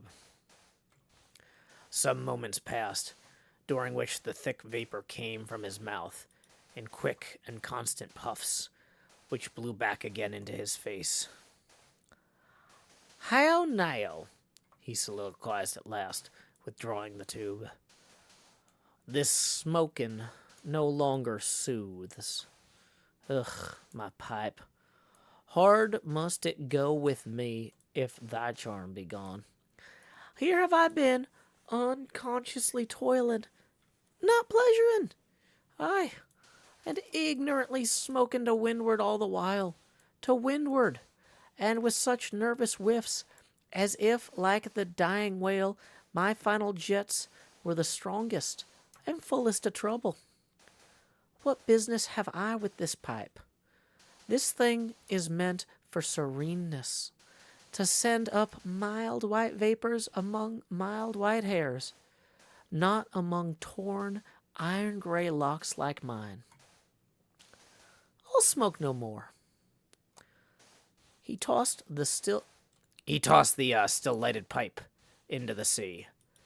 The fire hissed in the waves. The same instant the ship shot by, the bubble the sinking pipe made. With slouched hat, Ahab lurchingly paced the planks. And that concludes chapter 30. Mount Runner says the pipe. I know, the pipe's calling. From glen to glen and down the mountainside.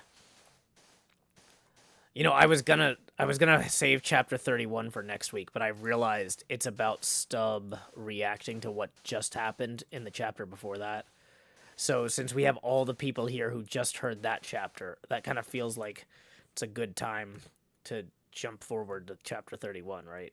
So let me get you an updated link for anybody coming in. Now reading Moby Dick chapter 31 here.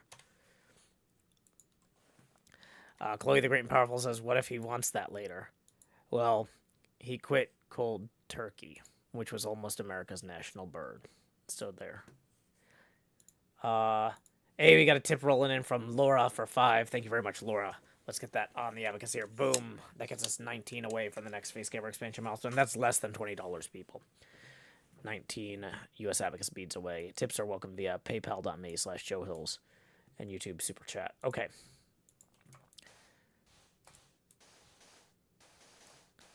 So, chapter 31 is entitled Queen Mab. Janky Reefs writes, cold turkey is the way, in my opinion. That's how I quit drinking. I mean, worst case, if he needs to, we know he can borrow a pipe from Stubbs or buy one off him or something. We know Stubbs has plenty of pipes. That's not a problem. There's no shortage of pipes on the Pequod.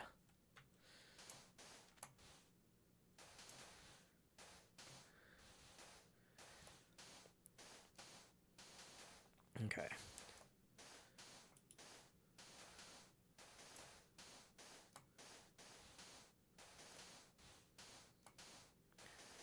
Next morning, Stubb accosted Flask.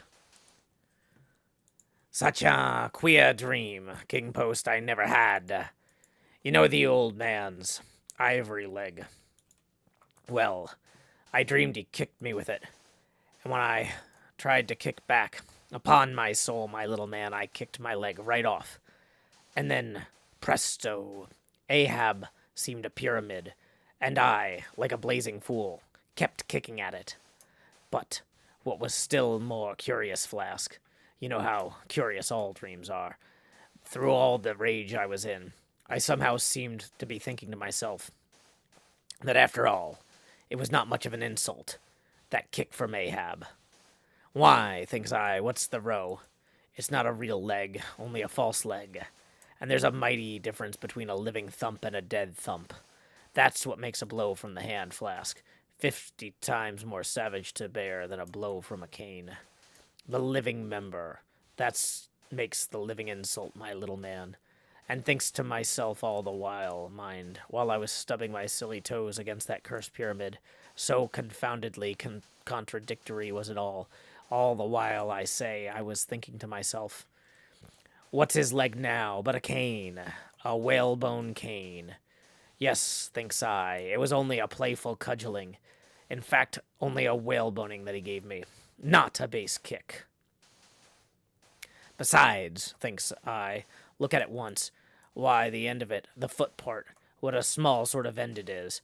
Whereas if a broad-footed farmer kicked me, there's a devilish broad insult. But this insult is whittled down to a point only.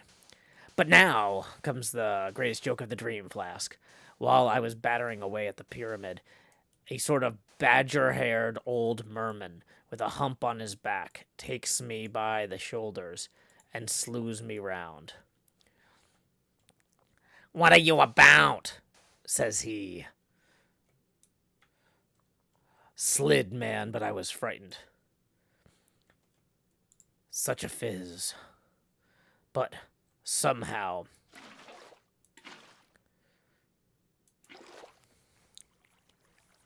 at the next moment,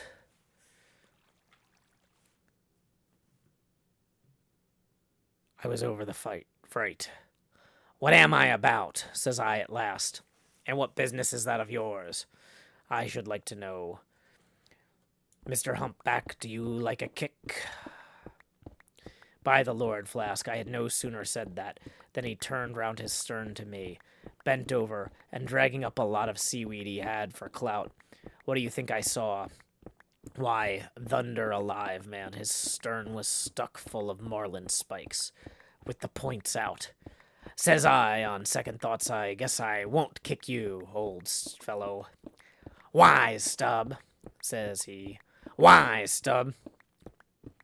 And kept muttering it all the time, a sort of eating of his own gums like a chimney hag, seeing he wasn't going to stop saying over his "Wise, Stub, wise, Stub." I thought I might as well fall to kicking the pyramid again, but I had only just lifted my foot when it roared out, "Stop that kicking."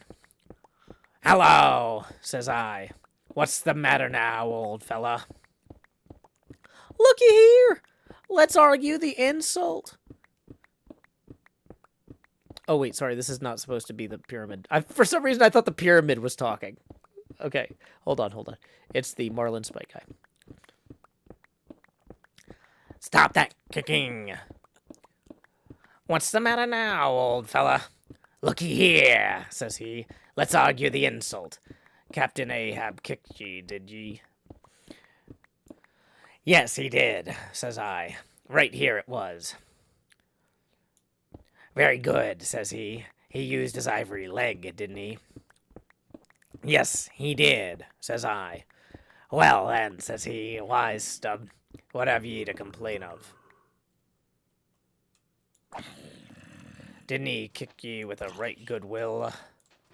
It wasn't a common pitch pine leg he kicked with, was it?" "No, you were kicked by a great man, and with a beautiful ivory leg." "Stub, it's an honor. I would consider it an honor."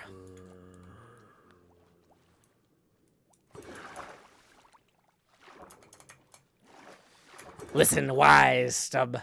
In old England, the greatest lords think it great glory to be slapped by a queen, and made garter knights of. Remember what I say. Be kicked by him.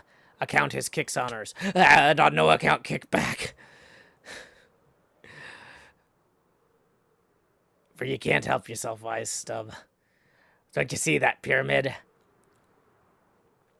With that, he all of a sudden seemed somehow in some queer fashion to swim off in the air. I snored, rolled over, and there I was on my hammock. Now, what do you think of that dream, Flask? I don't know. It seems a bit sort of foolish to me, though. Maybe, but it's made a wise man of me, Flask.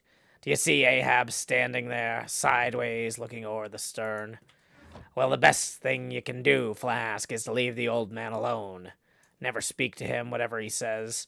Hello, what's that he shouts? Hark. Masthead there! Look sharp, all of ye! There are whales hereabouts!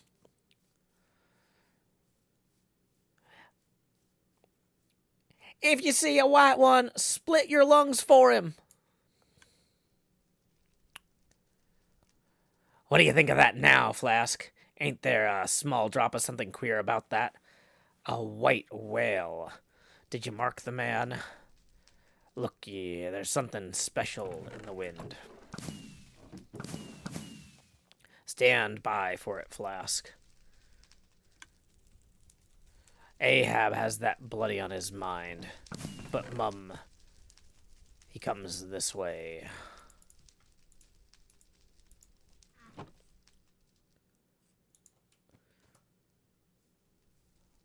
So there we go. That was... Oh, sorry, yeah.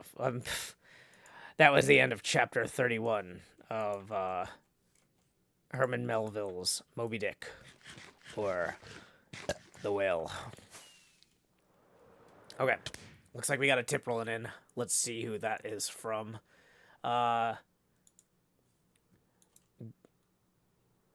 GoPro Ben says, I am a new viewer and I'm both confused and enjoy this. Well, hey, that's that's where we're at. We just read 6 chapters of Moby Dick. Well, trying to knock out some some stuff here in the Minecraft game. We got a lot to do, so we're gonna get it done, right?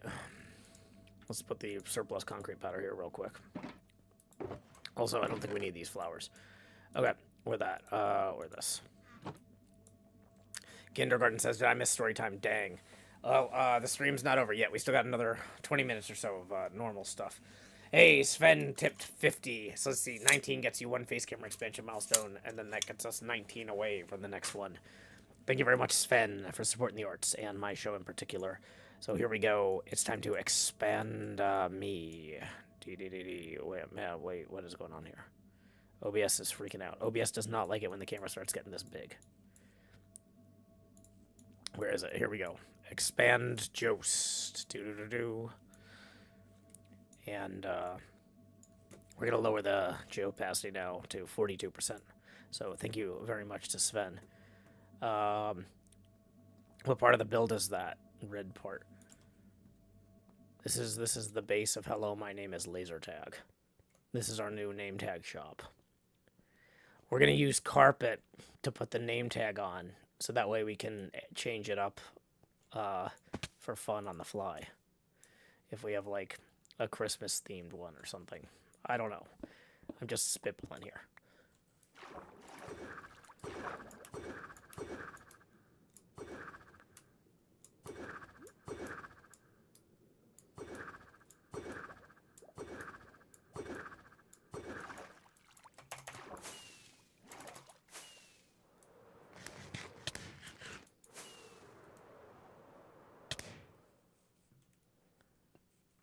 I was gonna say we should probably remove this platform while we're at it.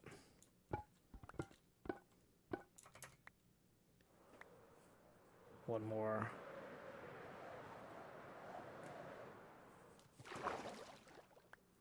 Got it. Or did we? Did we beat it down?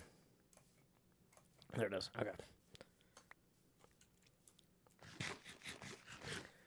So, yeah. Okay, where was I? Yeah, thank you again, Sven. I got distracted because I saw those bones.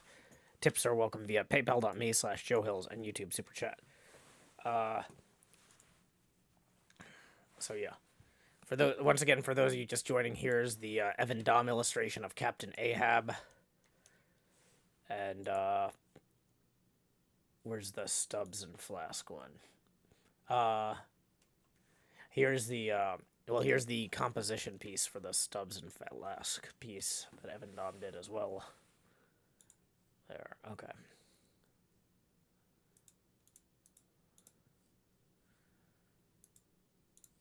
We're going to save the next chapter, Cetology, for an upcoming one.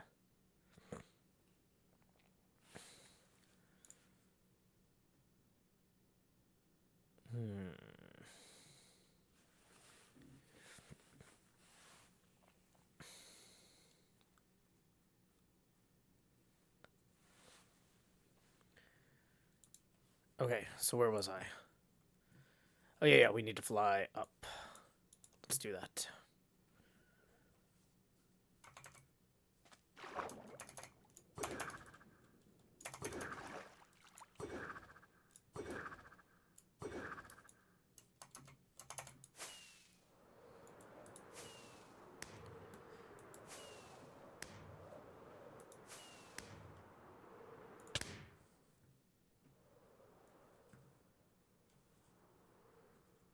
Missed it by that much. Hey, Fancy Potatoes, thank you for the raid. We're just trying to land on top of this thing so we can break it. Like professional Minecrafters we are. There it is.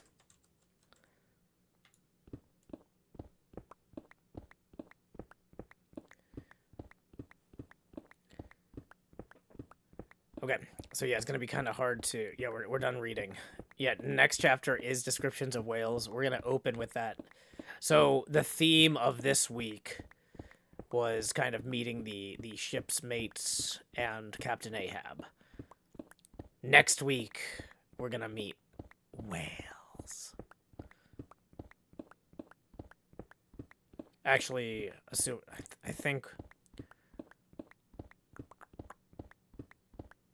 I am gonna be moving next week, but I think I should still have the studio set up Saturday night. The Saturday night stream might be the last one from the studio, or we can also stream from my laptop for that one, possibly. Yeah, because we don't really. Yeah, yeah. Because here's the thing: no matter how tired I am from the move, with the wedding coming up and the costs of weddings and moving and immigration processes, I can't really afford to skip work too much. I am going to be missing 2 craft streams. I'm missing... Well, or I'm missing at least 1 craft stream. But yeah, I think that I can do next Saturday night.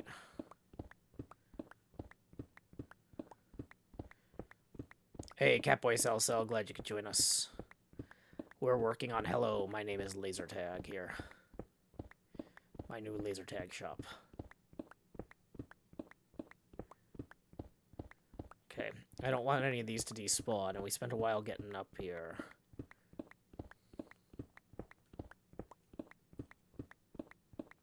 Is it faster if I'm crouching? I can't tell. It feels faster. It feels like I'm closer to the action. Yeah, we do really grindy stuff on the nights that we read Moby Dick. We started this last season reading Dracula while I did really grindy stuff. Okay. I feel like we're getting close to the 5-minute mark, and at least some of these have fallen. Plus, we're low enough to the ground now that it'll be easy to get back up here. So let's hop down here real quick and reclaim these. What we dropped.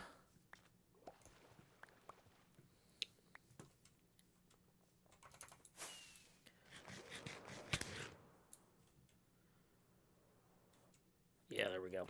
Perfect landing. Whoops.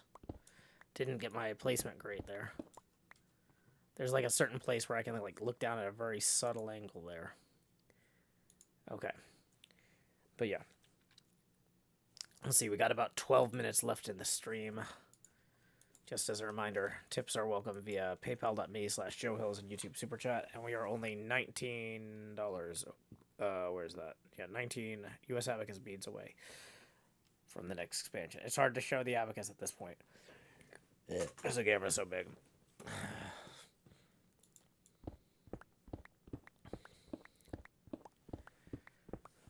Yeah, mining concrete is about journey before destination. It's about the descent into gladness. Haha, hee, oh.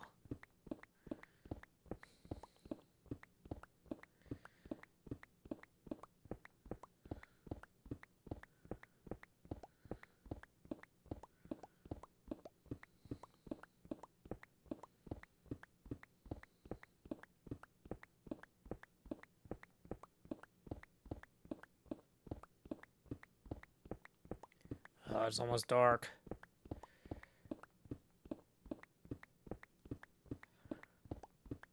We're so close to being finished with this, though. I just want to get all this picked up. Then we can go to bed. I'll rest better if the job is done, right? Okay.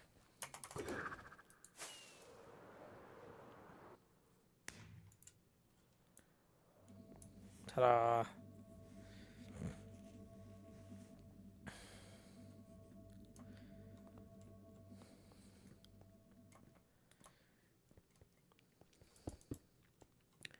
Okay, so let's get this in real quick.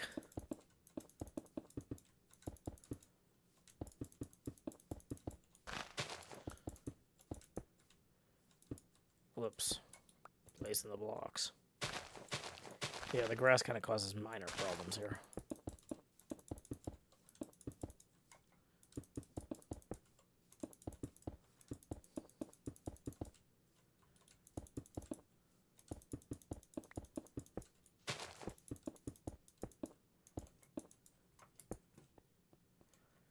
You might say, Joe, what do you still need all that extra white concrete for? Oh, you'll see.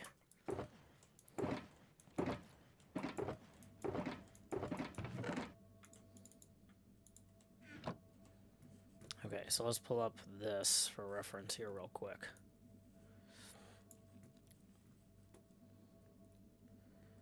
So, from,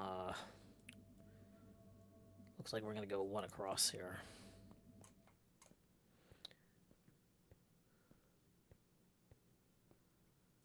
Actually, maybe we'll go two.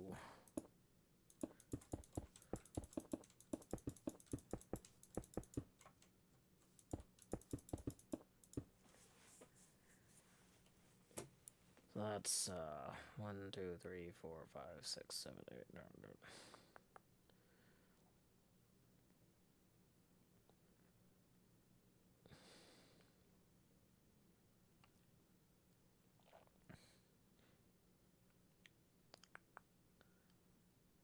So we're going to go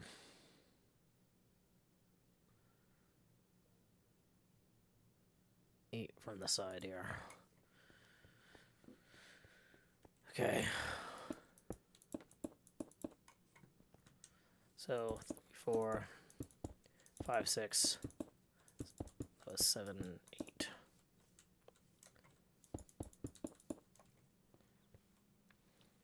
It's going to be 5 up.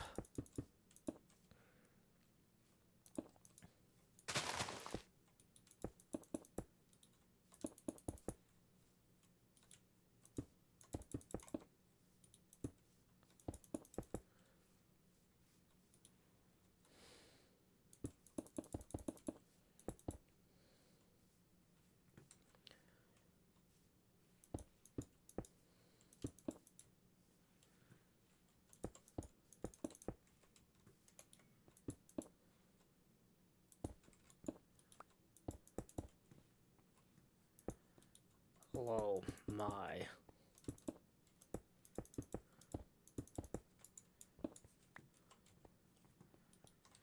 Hey, we got a tip rolling in via PayPal. Let's see who it's from. It's from Elodie for 20, who says, thanks for reading to us.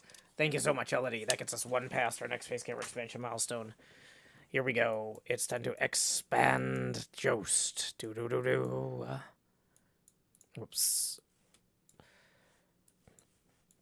Here we go. Lowering the Beetlejuice opacity now to burr a frigid 32%. That puts us 42 away from the next face camera expansion milestone. Tips are welcome via paypal.me/JoeHills and YouTube Super Chat. So, any thoughts from anybody before we wrap up the stream about what we read today? Seeing who the crew is out there with.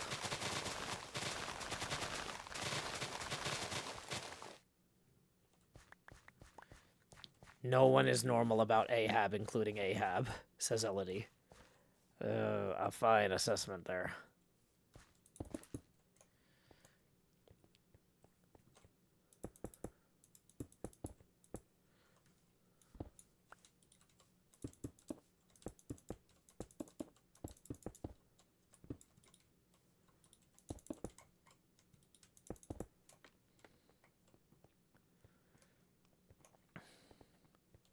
Janky Reef says this whole book is such a mixed bag.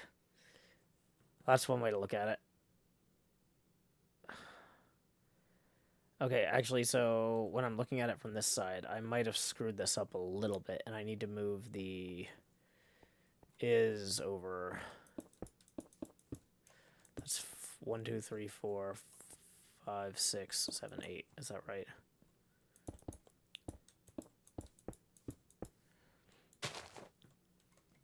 Okay, let's try this. Oops, oh.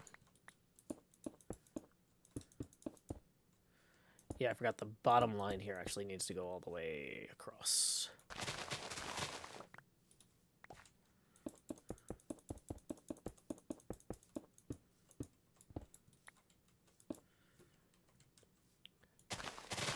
Tossing your pipe in the ocean is such a pro gamer move. Oh, sorry, is not a pro gamer move.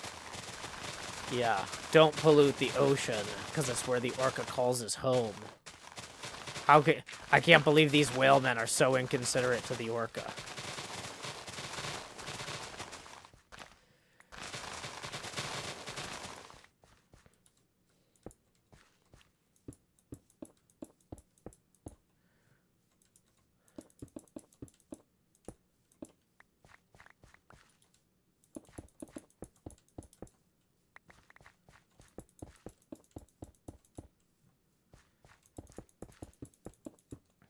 Okay.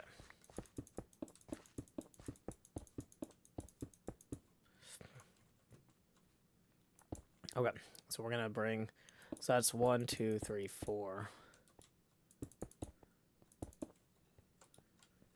1, 2, 3. 1, 2, 3, 4.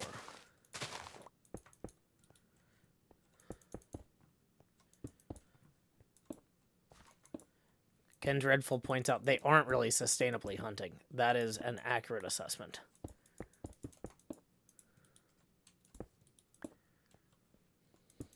Did a London fog roll into HermitCraft? No, that's just me, the Beetlejuice. My camera's a little high for some reason.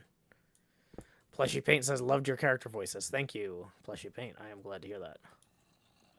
Yeah, I was trying to do each of the voices as the Beetlejuice, which is a little different from usual. But, you know, I figured people paid good money for the Beetlejuice. They should get the Beetlejuice.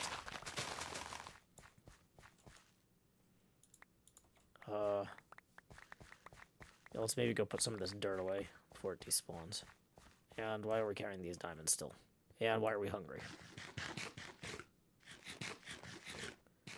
Brandaddyism, thank you so much for the raid. My name is Joe Hills. I'm broadcasting from Nashville, Tennessee. We are here on the HermitCraft server. I'm currently working on the Hello, my name is Lasertag name tag shop. It's a work in progress, but it's coming along.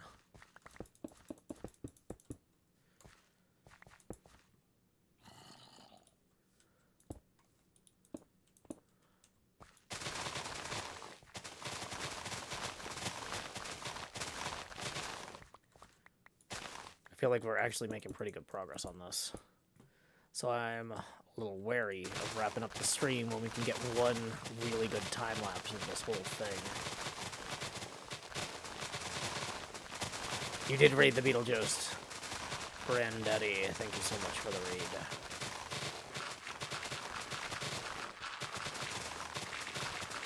Yeah, getting one continuous shot for a whole build is really great if you can do it for replay mod purposes.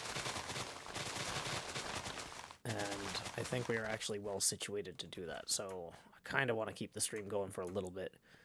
It's not technically a school night, although I do have to wake up kind of early because of the HermitCraft stream day tomorrow. Gonna be popping in, getting some stuff set up for our collab stream with Club Cleo. With Cub, Cleo, and myself. Brandon says, I've achieved everything in life. Oh, well, now you need to set new achievements for yourself. Don't just let the Xbox Corporation, Microsoft team tell you what you can and can't achieve. You gotta set your own achievements. Yeah, my pal's Cubby Zombo. Unbuckled Spaghetti says, doing character voices in a character voice is impressive. Thank you.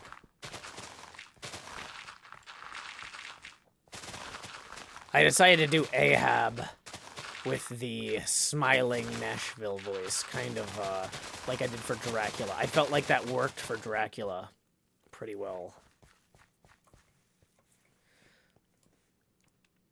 But I'm not sure how it's going to work for Ahab. We're going to find out, though. It's definitely a choice. I'm hoping it's not a choice I regret. Oh, we can consolidate those two and that one as well. Ahab equals Dracula confirmed. We'll see. I'll never tell.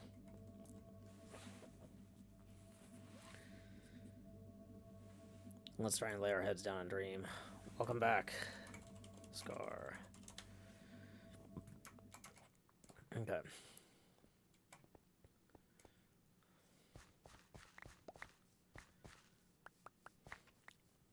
Janky Reef says, I've never seen Dracula and Ahab in the same room. Yeah, that's a good point.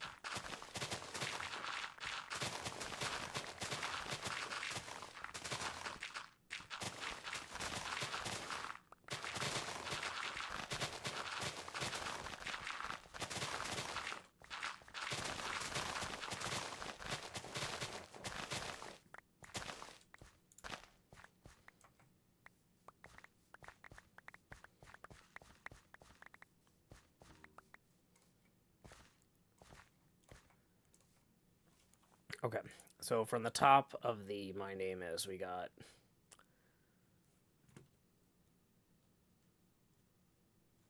four blocks coming up this way here. So we'll just bring that across there like so. Tridy says, sounding a little gravelly. Losing the voice? Nah, I found this one. When we hit the Beetlejuice expansions, the voice changes a little bit. Tips are welcome via paypal.me/showhills and YouTube Super Chat. We are 49 away from the next Beetlejuice expansion. Okay.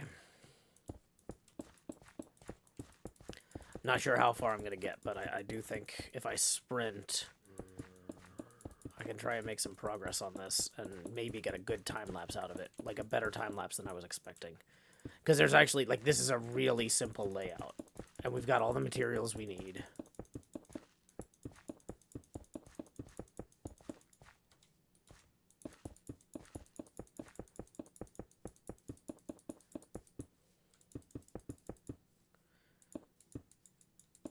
Welcome, Raven.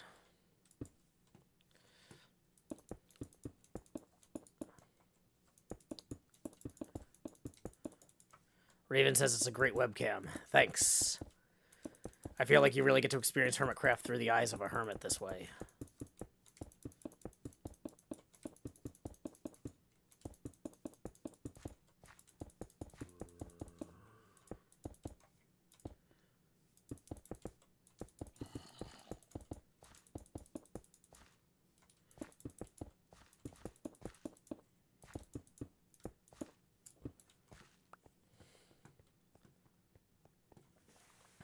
Welcome back, B-dubs.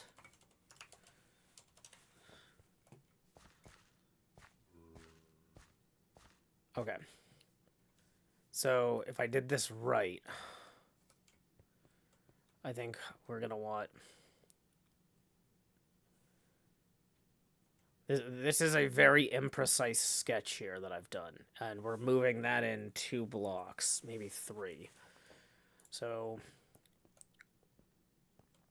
let's see. That's gonna... we had 9 blocks of space there. But if we're moving that in by 3, so 3 from 9 is 6. Okay. So maybe we give 3 spaces of red on either side.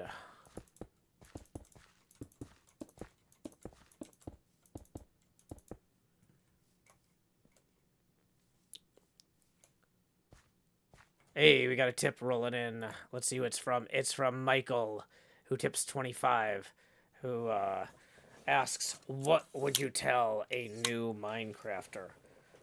I would say, hey kid, working at Mojang is going to be pretty rough. But you know what? You don't have to be Swedish anymore. So, you know, that's a head start, you know. They've got a global workforce now. So you don't have to live on Stockholm time. You don't have to worry about getting sick with Stockholm Syndrome. I think, you know, you just got to hang in there. And, you know, try and do some good work, you know. Maybe try and slip a few features into the April Fool's update. See how the fans like it. You know, if you know, you can get something in there that people really enjoy. Maybe it'll make the main release. You know, that's the sort of thing that turns heads at the design table. You know, it might take a while to sit at the design table yourself, but, you know, that's a fun, small way you could experiment. You know, in the meantime, you know, work on maybe try and fix some performance bugs, build some credibility, and then see where you can go from there. That'd be my advice. Lol, you know what I meant. Oh, do you mean somebody who plays Minecraft, not somebody who makes Minecraft? Oh. I would say make sure to disable the narrator. Where it says, like, at the beginning when you first log in, is like, disable narrator. Click that first. That would be my first piece of advice. And then, probably generate a new world on easy mode. And then, go punch trees.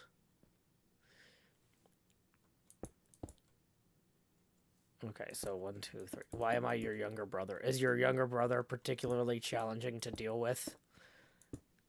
Because that's the only thing I could draw from a statement like that. Okay, we're gonna check and see if this is right, and if it's not, we're gonna move it all over.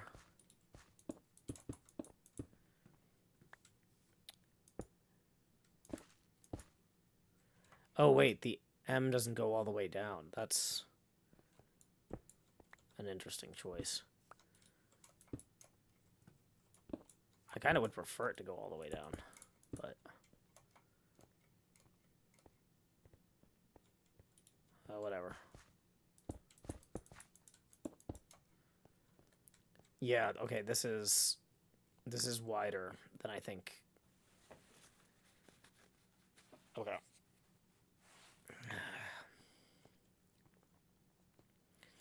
Let's figure out how much wider this is than what we need, and then adjust it accordingly.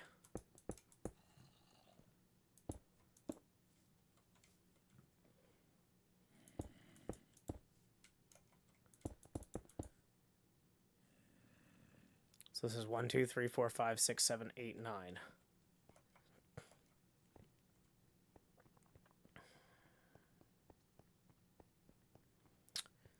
So let's try the bottom of the hello and see how that comes out. If we start here, let's frame this.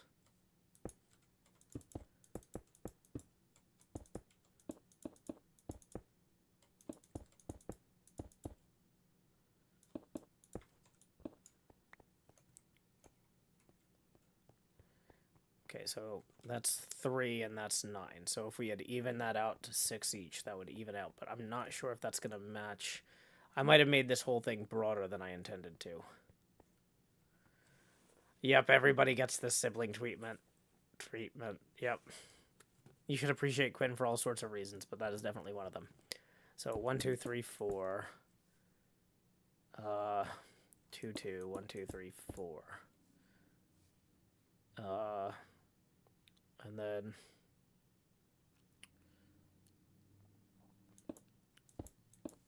1, 2, 3, 4. And then another 1, 2, 3, 4, 5, 6.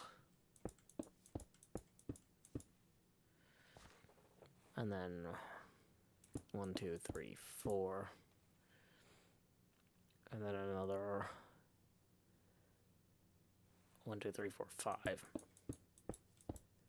So that's what, 11? 1, 2, 3, 4, 5, 6, 7, 8, 9, 10, 11. And then the O is going to be 1, 2, 3, 4. 1, 2, 1, 2, 3, 4. Okay, so this actually, so the hello works.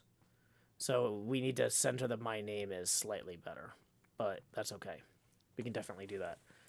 Hey, we got a tip rolling in for 5 from Gray Baby Blue. Thank you very much, Gray Baby Blue, for that. That's going to put us now 19 away from the next Space Gamer expansion milestone. Tips are welcome via paypal.me/Joe Hills and YouTube Super Chat. Okay, so I feel like maybe we push the... Rather than just sliding this over 3, we also...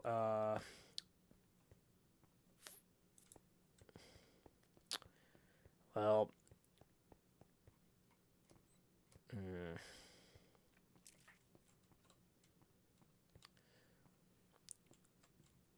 I think we slide it over 3.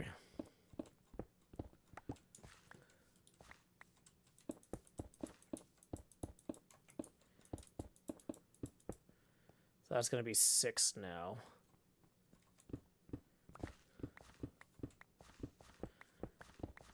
Some of these we could probably have kept, but whatever. I'm not going to deal with it. 2 space gap between letters is going to be too much. Well...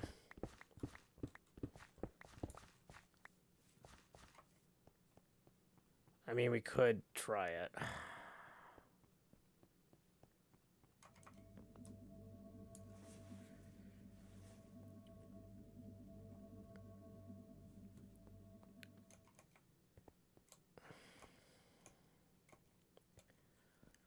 I feel like it's going to look more natural with the 1 block space between letters. So 1, 2, 3, 4, 5, 6. Wait. 1, 2, 3, 4, 5, 6. Okay. Hey, we got another tip rolling in. Let's see who it's from. We got 25 rolling in from LibGeek, who says to be more specific, what advice would you give to someone who wanted to become a Minecraft YouTuber? Oh, I didn't think that okay, that's a different request. Okay. 6 more. Here we go. Expand Jost. Do. Okay, so when you said I knew what you meant, you were actually wrong. I did not know what you meant. I thought you meant somebody who played Minecraft. I thought, yeah. So lowering the Joe Bastien out of 24. Is Minecrafter what people call Let's Players now? Did I miss that language change? That was, yeah. No, I was actually trying to give helpful advice for new players. But yeah. That's... Why don't you call us Let's Players? That's like our thing. We do Let's Plays.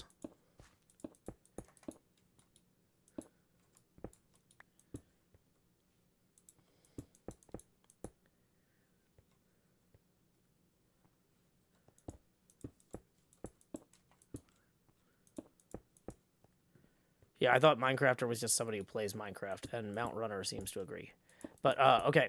So what advice would I have for somebody who is starting out in Minecraft YouTube? First thing I would say is make sure that anything you're doing, you're both having fun doing and learning from as your 2 goals. Here's the thing, is you're not going to achieve those goals every time. But if you achieve at least one of those goals on each attempt, or at least on most attempts, you're going to be doing pretty okay. You'll either have learned something or you'll have had fun. And both of those are valuable uses of your time. So try to find projects that you both want to learn from and think would be fun to do. Or try to use tools in new ways that would be enjoyable and educational, right? So that's part 1. How tall is this now? 1, 2, 3, 4, 5, 6. Okay. So 2, 3, 4, 5, 6. 1, 2, 3. Whoa, 2, 3, 4, 5, 6. Okay, cool. That matches. The second piece of advice I would give would be that when I started out, I was trying to make it in webcomics. And I was not in the first wave of web cartoonists. In fact, I was kind of in the back of like a second or third wave. But then when Let's Playing Minecraft came along, I was able to take what I learned from making comics and apply it to jumpstarting my Minecraft career. As well as I had about 2,000 readers of my comic, and about 200 of them came over and started watching my Minecraft videos from day one, right? So even if you don't build a huge audience with your first project, there might be something that doesn't exist yet that will exist in a few years. Like I was making comics starting in 2007, and I started streaming in 2008. I started on YouTube in 2011, right? So, hey, we got a tip rolling in from M Slayer for 3, who says, "Hello, Joe. My friend and I are running a trading card game at our local Midwest Con, and was wondering if you have any game master tips. Thanks, and keep being amazing." Just try to help everybody have fun, I guess. I don't like HermitCraft TCG. It feels like yeah, like I feel like try not to flip the coin directly onto people's cards because it'll dent them. Is another one. Yeah, they don't like that. It's a HermitCraft TCG game. Yeah, I mean, like the thing is, like if you know the rules of the game and you can do math quickly, like a lot of it's just checking people's math and reminding them, like, hey,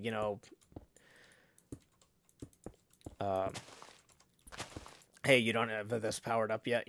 Just like I said, try to focus on making sure people have a fun experience. You're not like a serious referee at a baseball game throwing people out, umpire, if you will.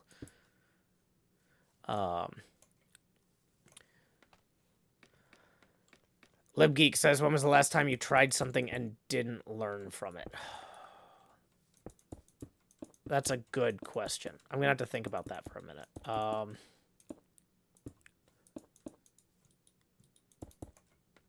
What have I tried that I didn't learn from? I would say I don't think I've learned a lot from... I don't think I've learned a lot from Balatro. I was originally hoping to, like, figure out some sort of way to make videos or streams of it, and I've got one thing on my Tumblr after like a month of playing it, and that thing was just basically a warm-up for my editing that day. It was more of a practice exercise. It was more of a warm-up exercise than an educational exercise. So yeah, the last thing I didn't learn from was this month. Yeah. I mean, arguably, I did the same thing with Dwarf Fortress. I tried to figure out a way to Let's Play Dwarf Fortress, and I really never did. So, and I learned nothing from that because then I wasted a bunch of time playing Balatro a couple years later. But sometimes I'll just look at something and be like, oh, maybe there's something to do with that, and I don't know. Never get there. Most of the stuff I don't learn from never makes it to you guys. It's usually kind of early stages stuff that I'm like, oh yeah, this is kind of a dead end. LED3 says, wait, what comic did you make? You might have heard of Jack of All Blades, also Industrial Revolutionary. Probably Jack of All Blades, if anything.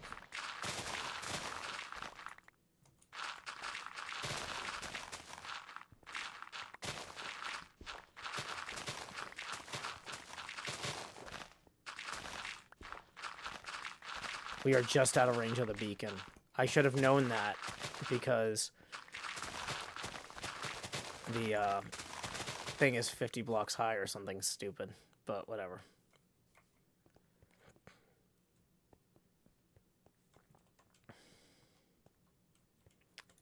I might shorten that. Just to level it out a little bit there.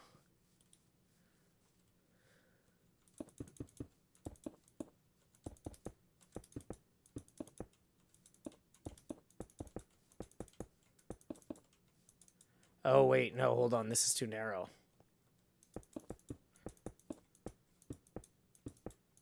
Four. Oh, wait, no, that's not too narrow at all. Never mind. Completely nailed it. Did everything right that I intended to do. 1, 2, 3, 4. Yeah.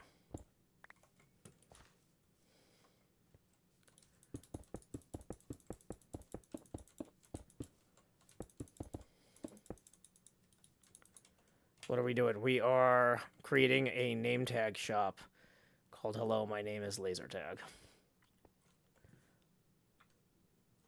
I'm kind of zoomed in on the image now as I'm working on it, so it's not all rendering perfectly, but you get the idea.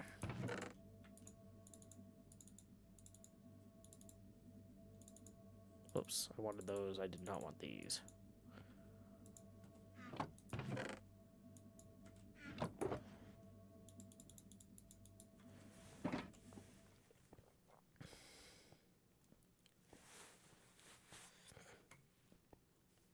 Maybe we'll do the O first, so it doesn't say hell, my name is...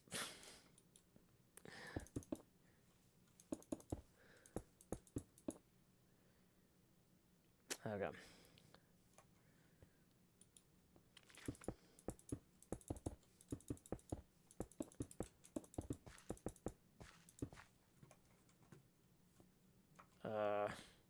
Okay, can we get in range of the beacon here real quick?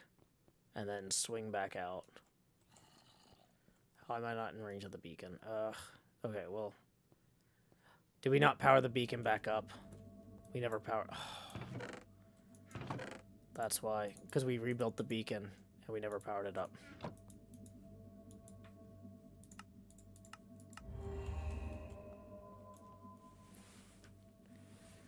Hey, Desired. No, we're at the Beetlejuice, so, you know, this is how I talk now. This is what the people paid for. We are 41 away from the next Beetlejuice expansion.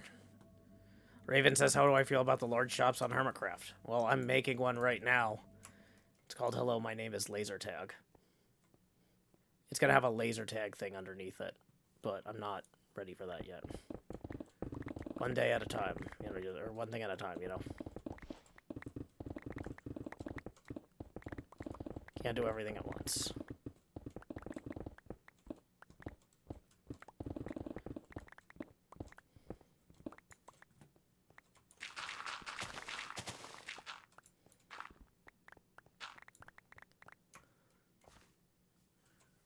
One, two.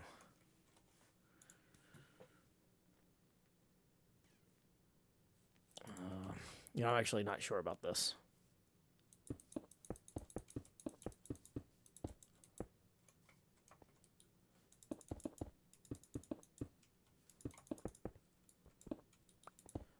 Okay, let's figure out this crossbeam here. So...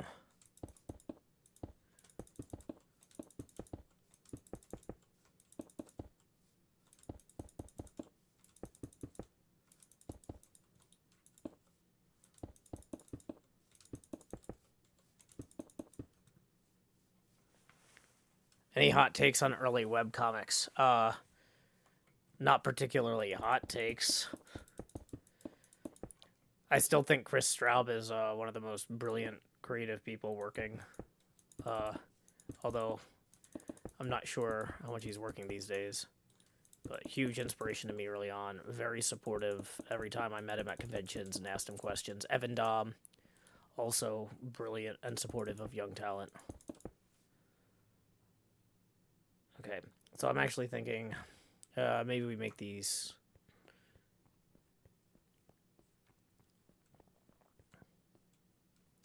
So let's see, that gets us... Hold on. Yeah, that gets us 4, 3, and then... Yeah, wait, that's gonna work. Okay. Yeah, this is perfect. I have nice things to say about people. Meredith Grant is really cool. I've been meaning to try and do a Let's Play of Meredith Grant's video game about living in a beach community, but I never got around to it, because it seems kind of story-driven, and I struggle with Let's Playing games like that.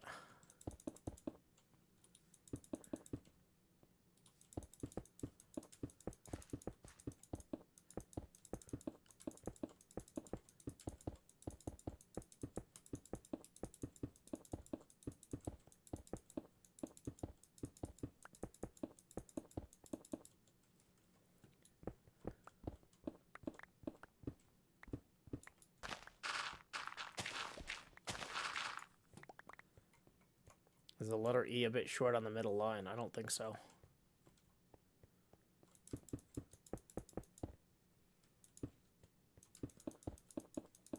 Oh. Oh, you're saying it's not short enough. It needs to be short. Yeah, I see what you were saying.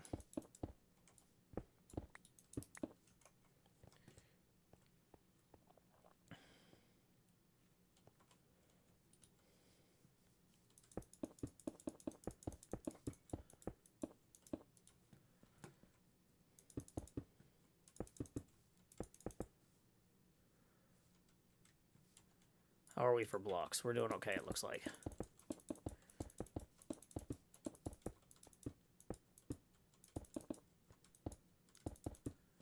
Elodie says, I'm trying to remember the names of certain comics I used to read. Yeah, throw out what you think they were about, and we can see if we remember them.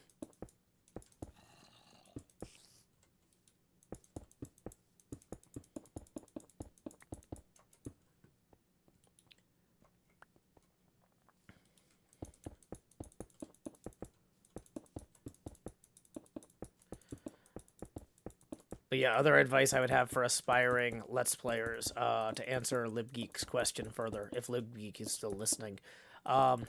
Whatever work you get popular for doing, or however your career takes off, you're going to be kind of expected to do more of it.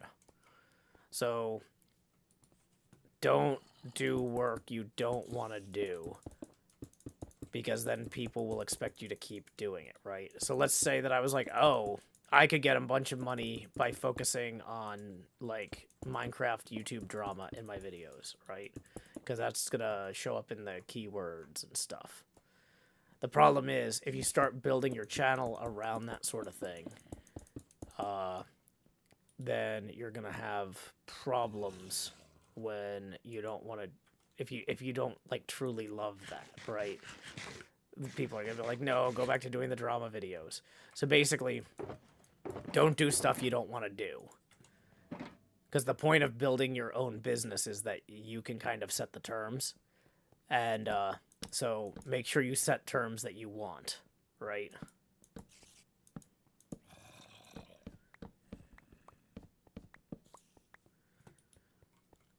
Now, another thing is, if you, whatever audience you focus on is going to be the audience you get to some degree.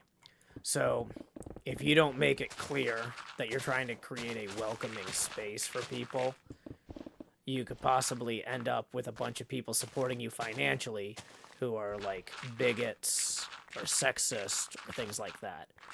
And then if you have to say something that's pretty common sense that might upset those people, you could all of a sudden lose a bunch of money. If you weed those people out early and build your career more slowly, you can say what you think is right without any real fear of actual repercussions.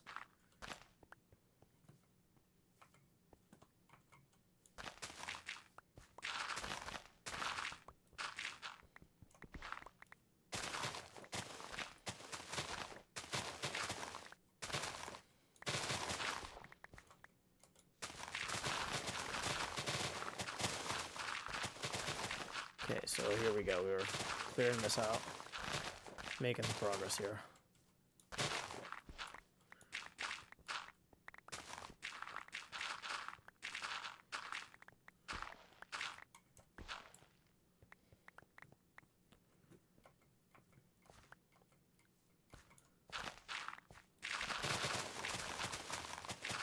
Another piece of advice I'd give is meet as many people in real life as you can. Obviously, part of the fun of the internet is you can have an audience all over the world without traveling. But with, what do you call it? AI stuff coming out, artificial intelligence and whatnot. One of your differentiators for your art is going to be that there's a person actually behind it. Giving people the opportunity to get to know that person early is going to be important. It's going to be more important in this decade than it was last decade. So make sure that, like, this is something that I did early on and something that really helped me from the beginning, was I was going to webcomics conventions and stuff, even when I was broke and could barely afford to go. And it kind of let people know, like, oh, hey, that Joe Hills guy, that's a real person, you know? It, people treat you a lot differently in the professional side of the space, but also viewers and fans and stuff, knowing that you're somebody that is out there in the world interacting with people.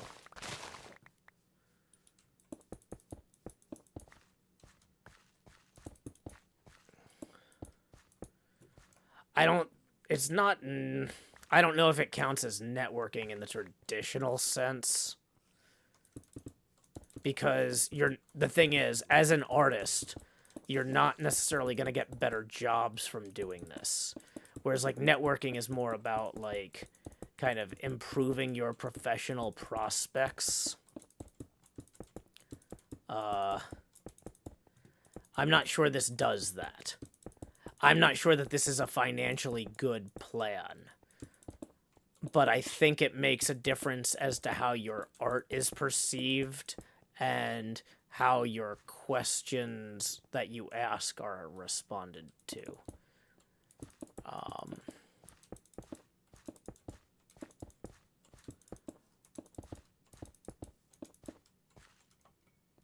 Hey, Ferris Invicta. Stream's going pretty okay. We're trying to finish this name tag so we can get a solid one-piece time-lapse of it.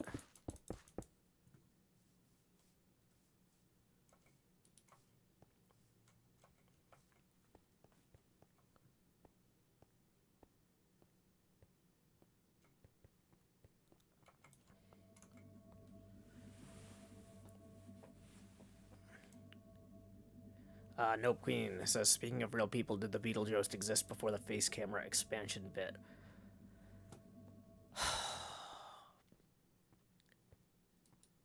I don't know. I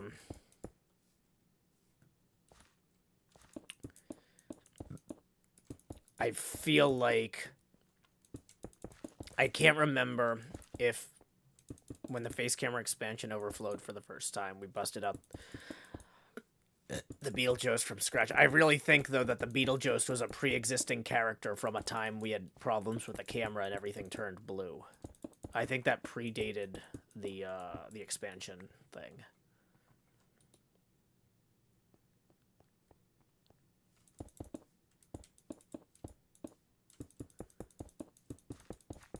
Welcome, Bucket. Glad you could join us. Oh, sorry, Bouquet. Glad you could join us.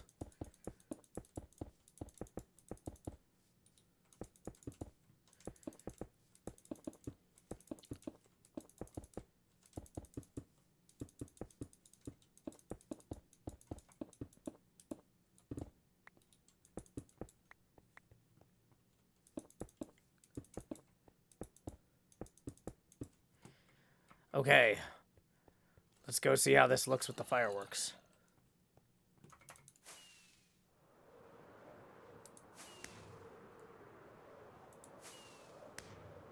Somebody asked how I feel about the glass orb shop. I don't think the shop actually sells glass orbs, but I think the glass orbs look nice. I think we need more large spheres in the sky up here. We don't have enough, actually. We've got 2. Well, 3. Yeah, we need more glass spheres. Okay, that actually looks pretty good, right? I feel like you're flying over that. You see that?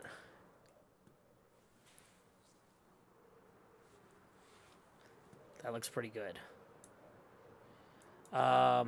Do we have the stuff to make to spell the laser tag?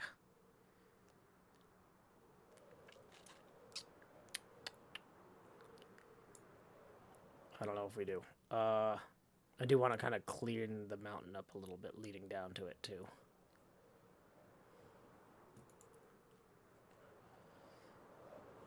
Okay, we have wool in the wool shop we could grab.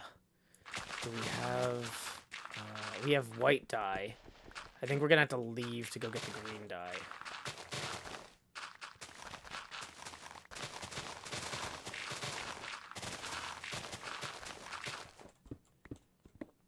Is the dye shop open? Wait, isn't there a dye cart or something?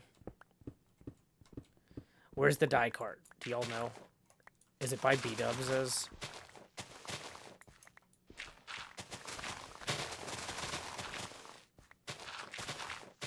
Pearl struck.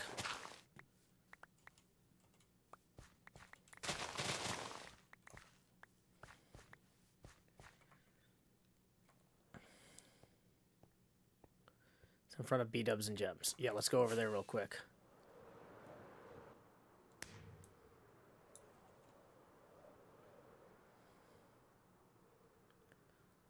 Okay.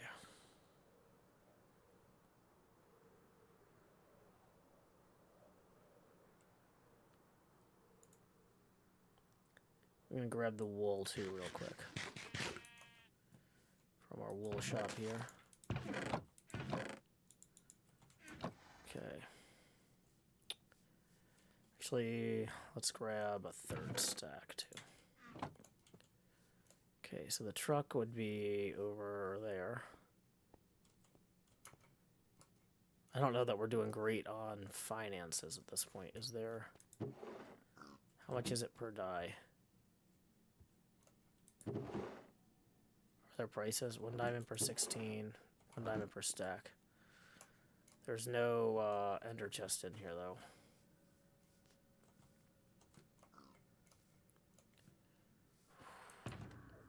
$3 diamonds. Okay, so... Let's go ahead and buy 2 diamonds worth of those.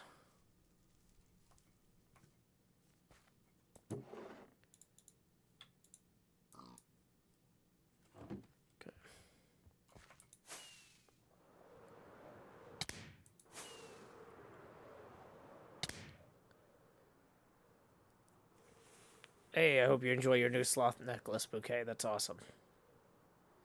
Nope, Queen says, I always love the delightful mixture of builds in the shopping district. Oh, me too. Me too. Okay, so... You know, I actually wonder... Hey, this is actually a really good point of view for... We might need... We might want to turn view bobbing off when we do that. But, that's cool. Okay, so... You know what I should have done is I should have bought green dye. It's fine. Should have bought green dye and mixed it with the bone meal. Okay.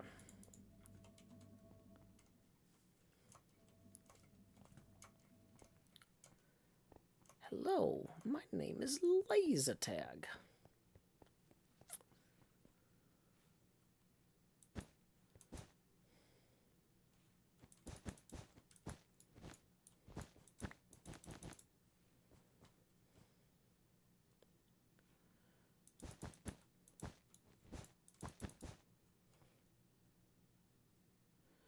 So it looks like it goes...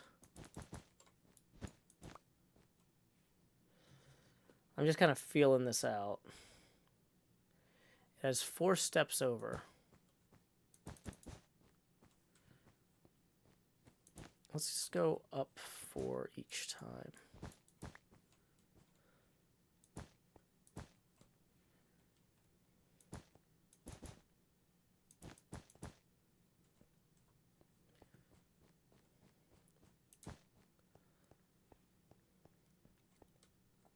Okay, so from down here.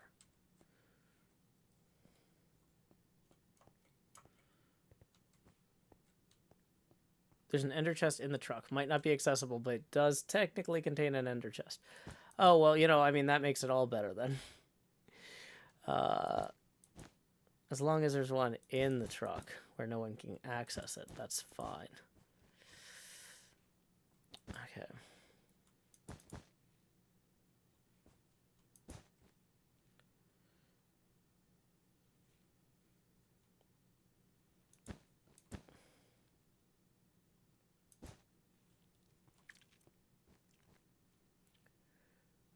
Three.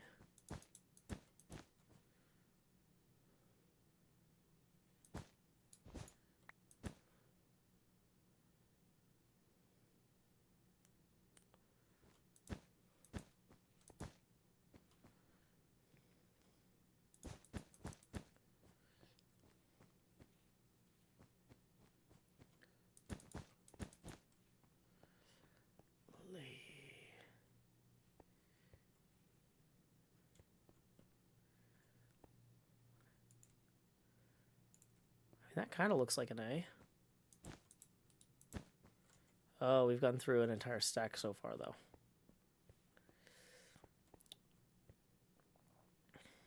How far are we from the next expansion, asks Unbuckled Spaghetti? We are 41 away from the next expansion.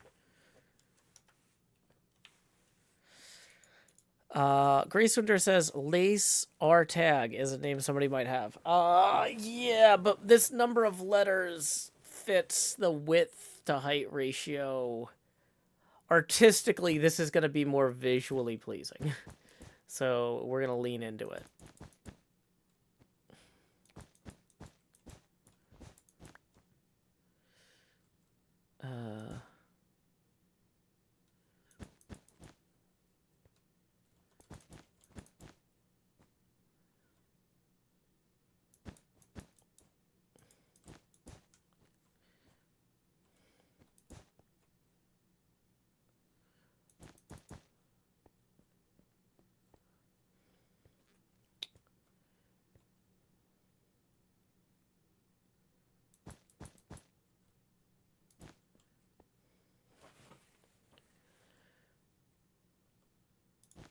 Oops.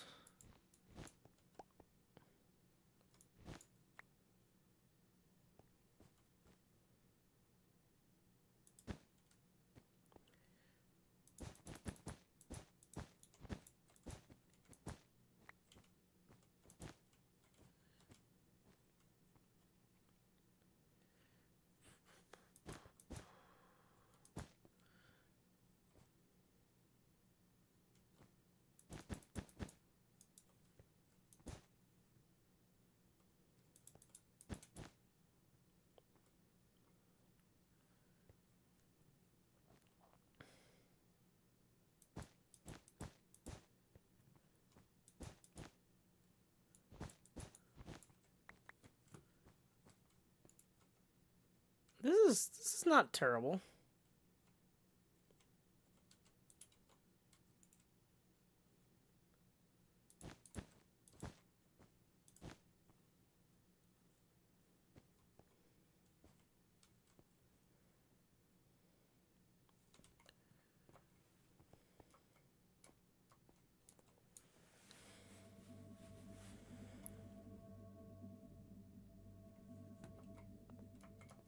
Okay.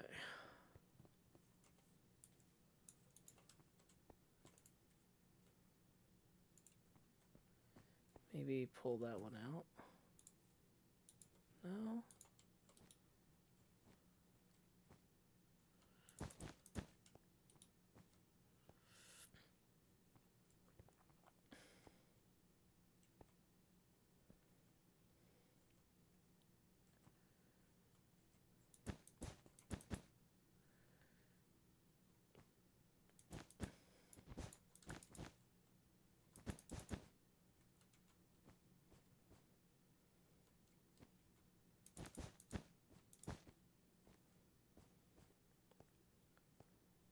I feel like this should...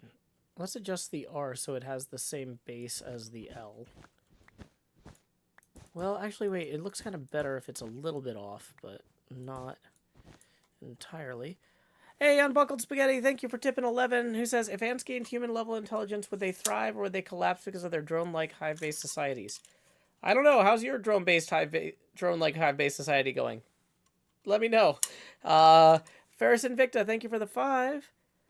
Also, howdy to young Norris. Glad you could join us. Thank you, Zayden, for hanging out tonight. Alrighty, that gets us now 25 away from the next face camera expansion milestone. Do I think I'm a bit too far to the left on the E?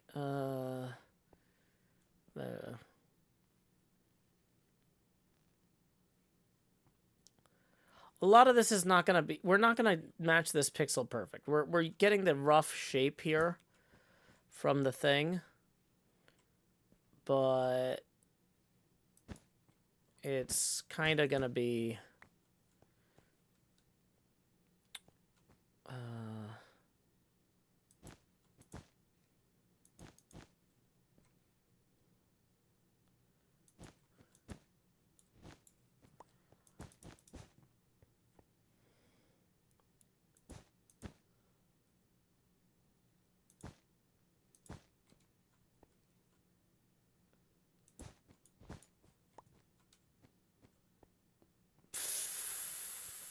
Well, that looks especially bad. Yeah, let's tweak that.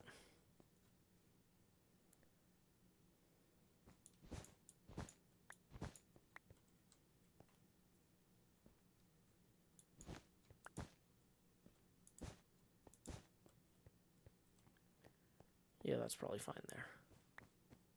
Zayden Norris says my son says you're the best. Thank you. I try. So the T here is going to come down.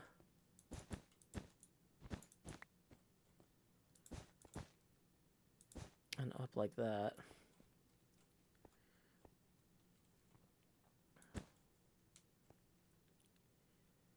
And that's going to go...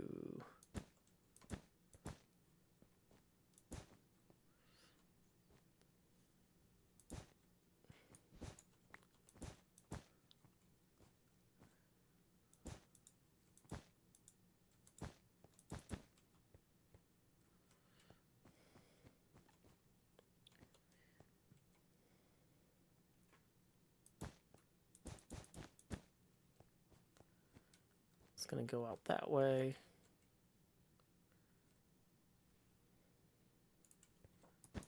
Whoops. Let's fix the A real quick. I'm looking at the A, and that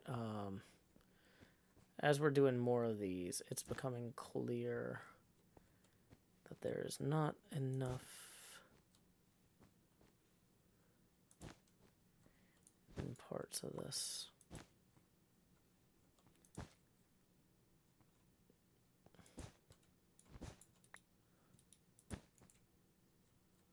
Nope, that definitely needs to come down there. One more. Two more, maybe, actually. Yep. Yep. And then... Oh, no, we're out now. Okay. Hey, Ms. Banana. I am doing well. No worries about being late. The stream is actually running later than it was supposed to. Okay.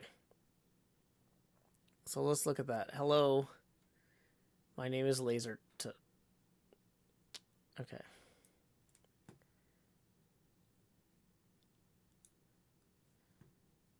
Yeah, the wide angle cam does work really well for this. Okay, so I think we need to go get more dye. But I've got 1 diamond left. I might actually have like 1 diamond block left too. Maybe not though. We can go buy green dye and mix it with white dye. So that's the current plan. So we're gonna grab a couple more things of wool.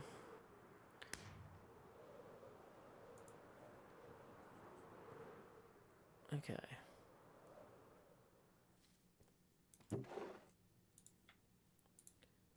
Okay, so now we can make 2 stacks of green dye.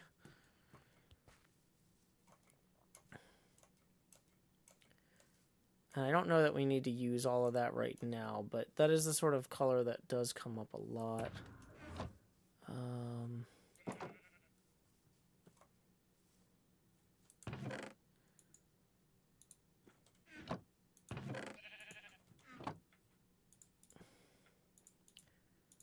I feel like we'll end up using this for something.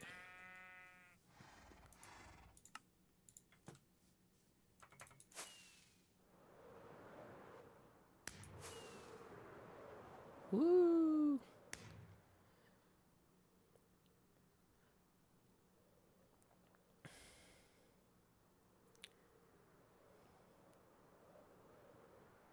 Is it muted? Nope.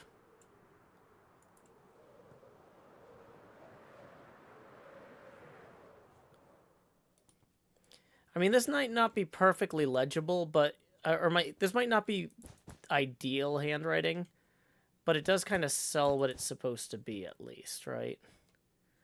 I think that has a value.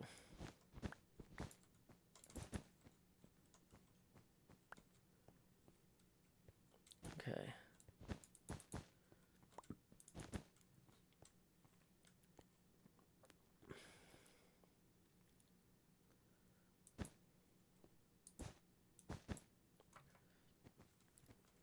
I'm going to make that angled a little bit more there. And then we got another A. And it's not going to be identical to the other A. More different A. Woo.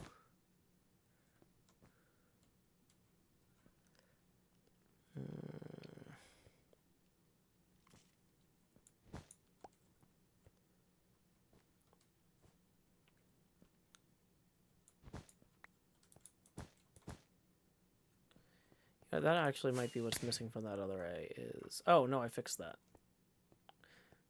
Yeah, having the handwriting... We don't want the A's to be identical to each other. We don't want it to look like a font. We're using this as a guideline to kind of get us in the right neighborhood, right? But...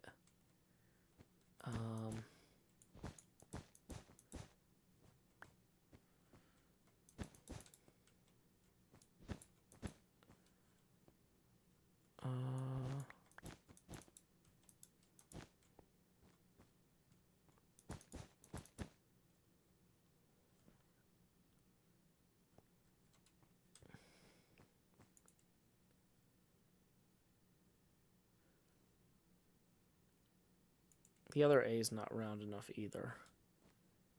We're going to have to improve that, I think. We're making a name tag that says, hello, my name is Lasertag.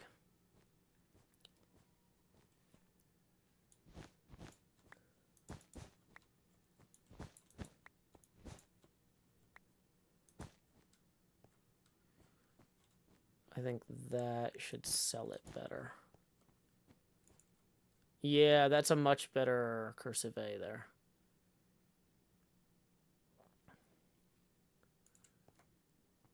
I think we're gonna take the top off this too.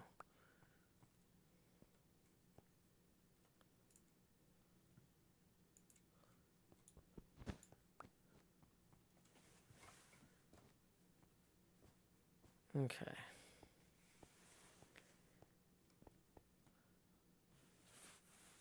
Have a good night, Bouquet.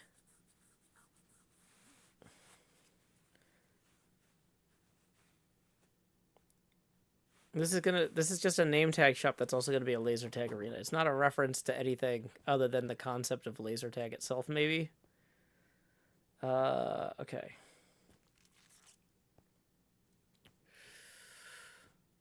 Bum, bum, bum, bum, bum, bum, bum. Okay, how are we doing for time?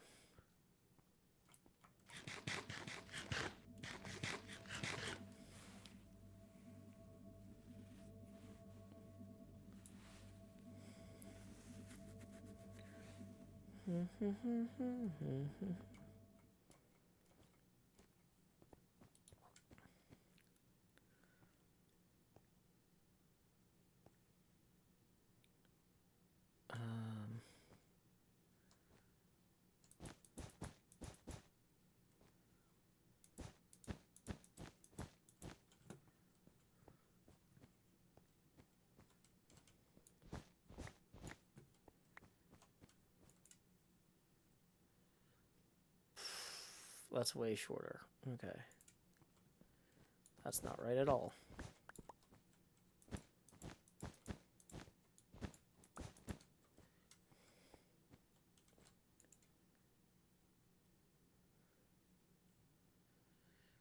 You know, the E is also significantly lower here than...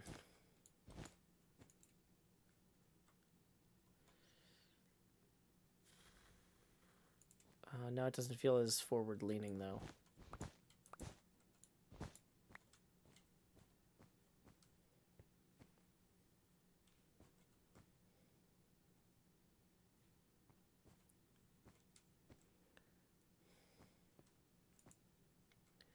Maybe it's actually kind of better that it's got some bounce to it.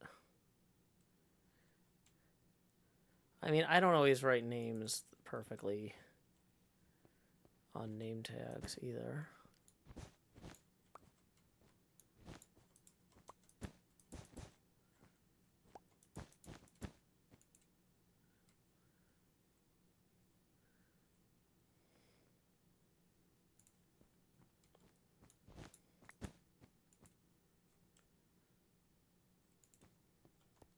Make it more rounded there.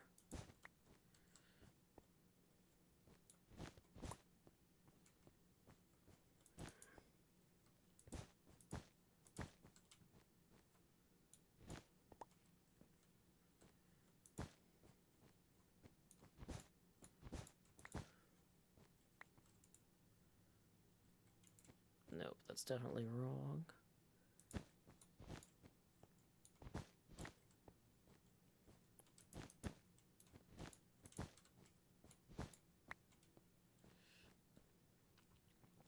No, because this needs to feel more like a line here.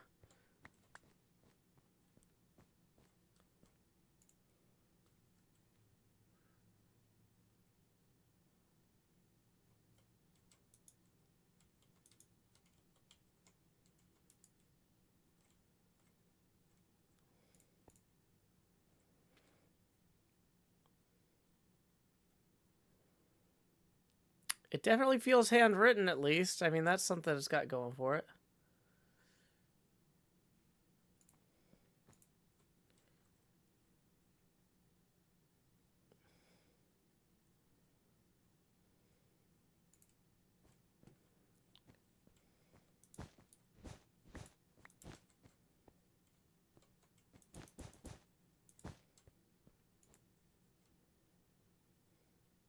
Yeah.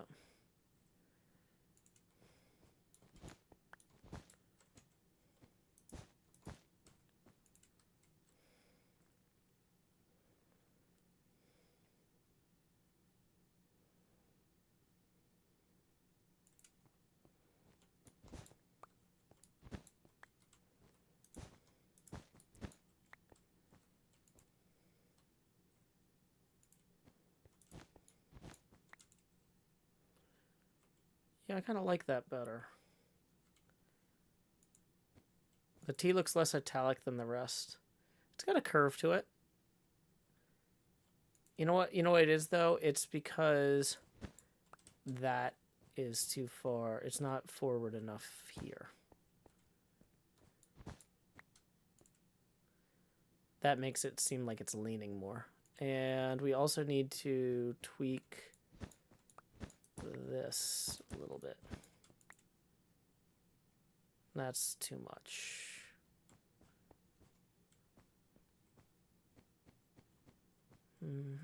Actually,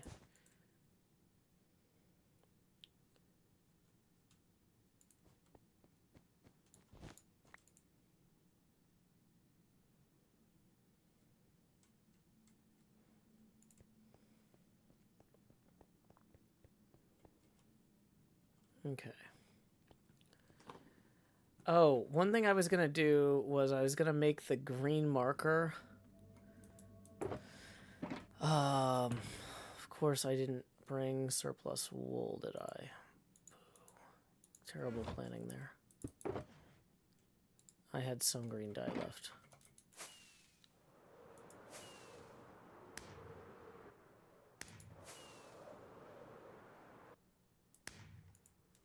I was gonna use dark green for where the G dips below.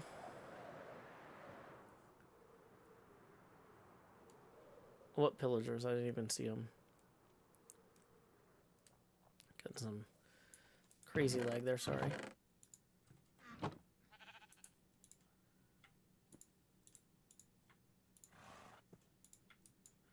So it's going to look like the marker is on the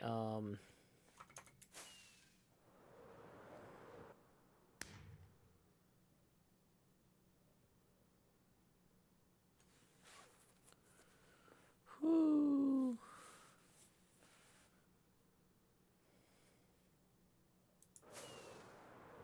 Pillagers are there to play laser tag. I apparently didn't even see them.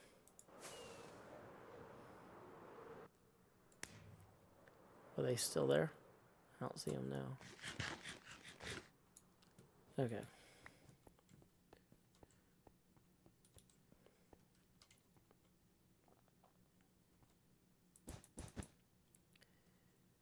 Okay.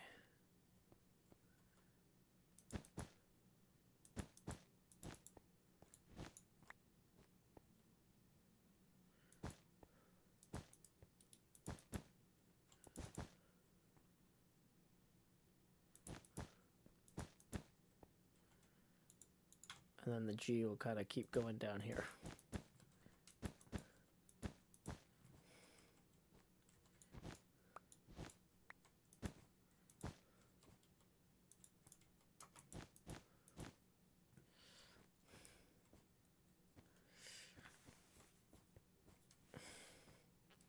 I feel like that's got a little bit of a charm to it, right?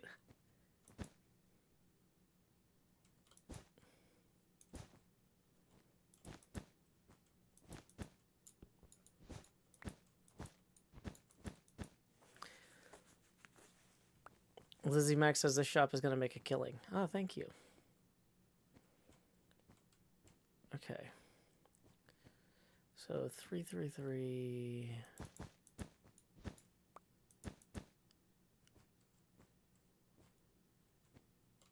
Okay, so that's going to come up through there, kind of.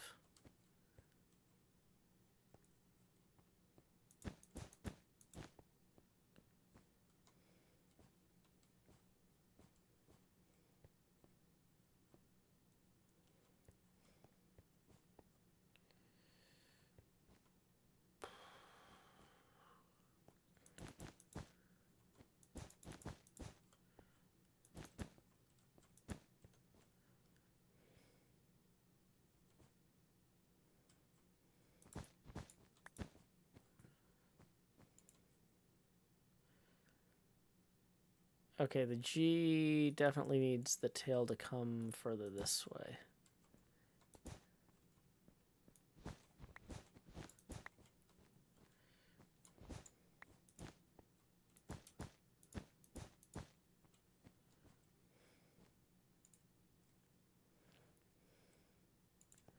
And we're gonna actually, I think we're gonna move that there. No.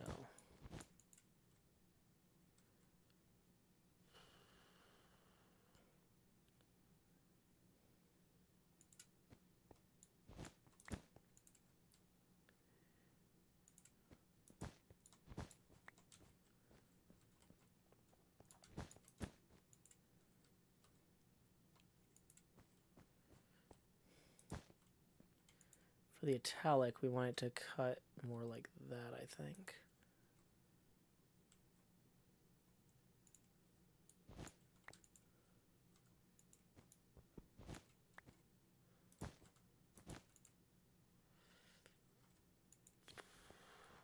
Maybe a cut there.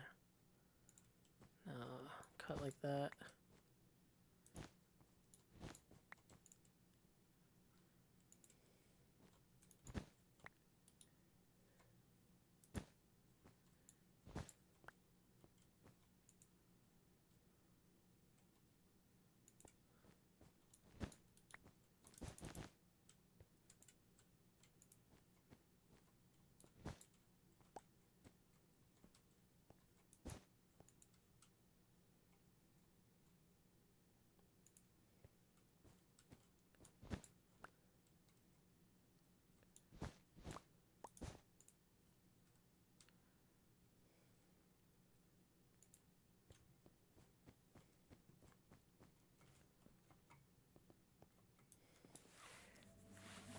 Sealf Jam says that looks so good. Thank you. Gizmosa says should the A be a little bit longer with the tail so it resembles an O?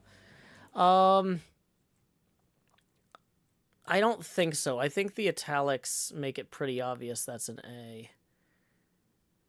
The G is the only thing that I'm kind of playing with right now. Oh, you know why it looks wrong? Let me, if I can tweak this. That's why. The G is going too low there. And then this we can clean up like that. And then kind of more like this. Yeah, okay, then we tap that.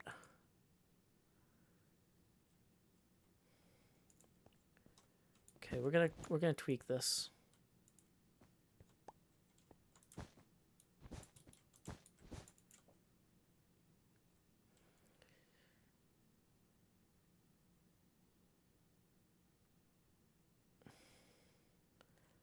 It doesn't look perfect, but it looks like somebody might have written it, right? That's the big thing. Does it look like somebody might have handwritten this? I do feel like we want to go out maybe a little bit more there because of the italic to give it a little bit more strength on the diagonal.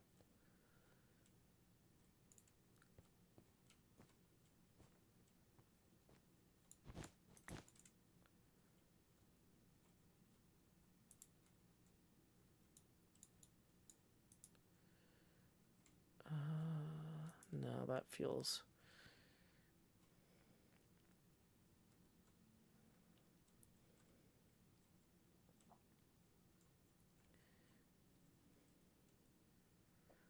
This feels like it's plausibly handwritten. This looks like somebody could have done this with a marker, right? That's the biggest thing is, does this look like somebody could have done it with a marker? And I think the answer is yes. I think we want to just do that, though, real quick. I think that kind of adds something there. Oh, okay. Yeah, that pulls the whole thing together. That balances the entire composition.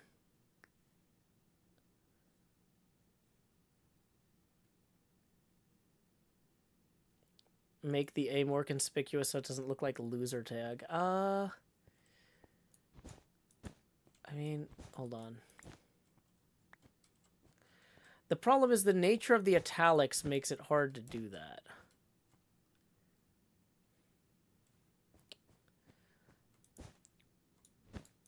We can tighten that up there.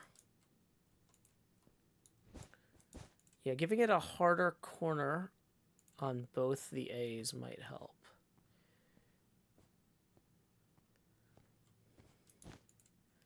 Oh, that definitely contributes to the italic feel, yeah. Maybe drop the R a pixel. I feel like the R is actually what I'm pretty happy with. There might be some places that we clean that up because it's a little heavy here. Nah.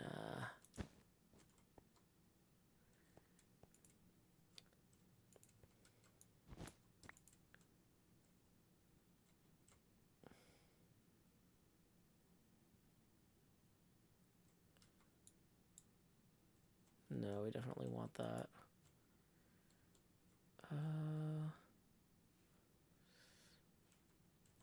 We want this to be slightly lighter over here, though. No, because of the italics. The italics on S, italic S's are hard.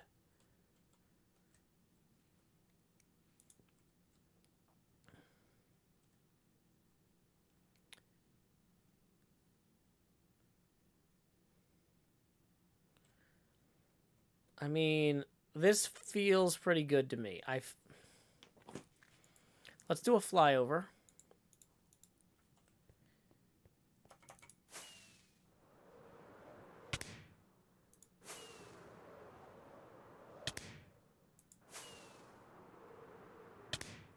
Timothy O'Connor wants... Oh, sorry, though, Connor. I misread your comment. I thought you were saying it looked too much like loser tag as it is.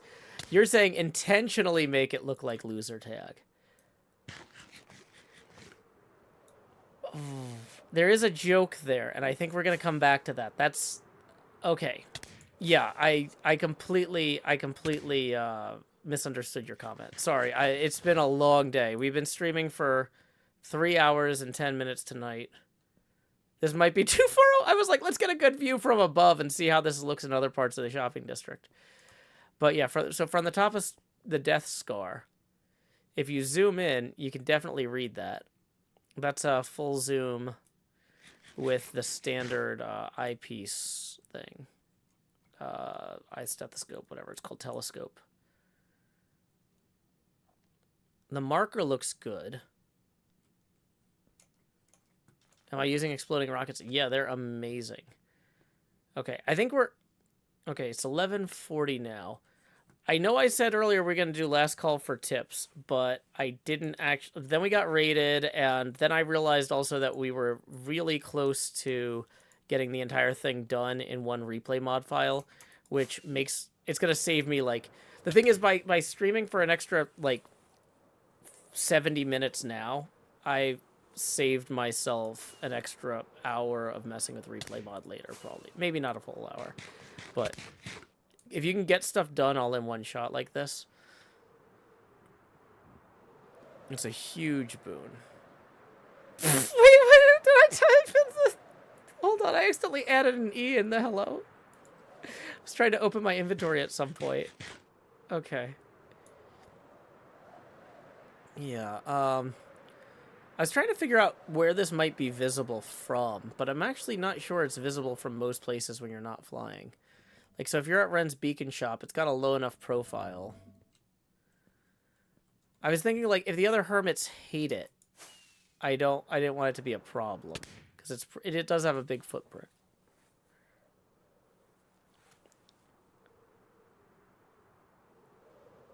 It does look super good from the air.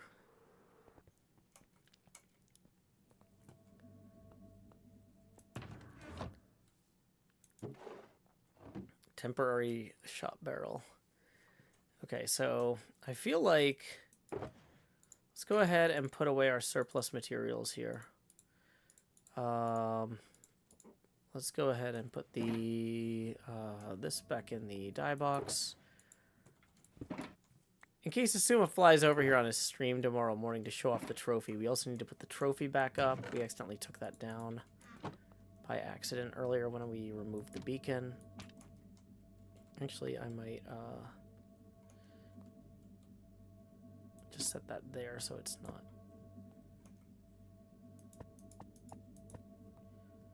Woo.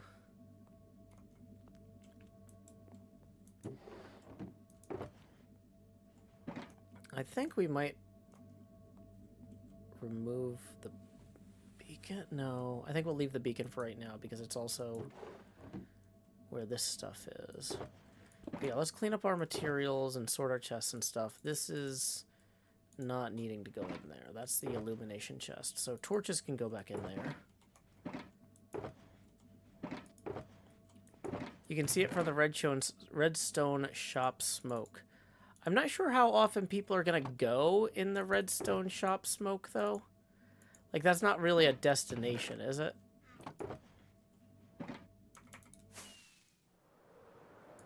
Like, people who are shopping here aren't gonna go land here and say, oh, hey, what's that?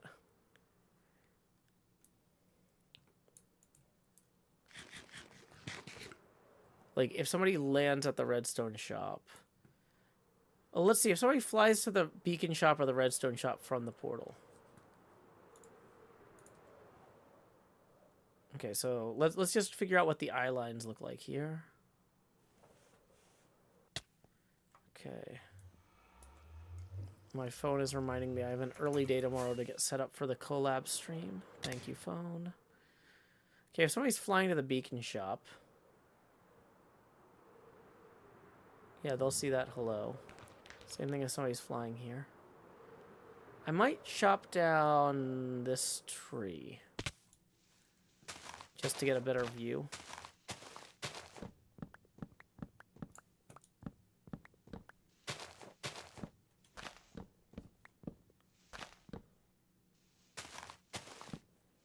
Oh, there's going to be logs hidden in this, aren't there? Oh, no. Not a great tree, huh?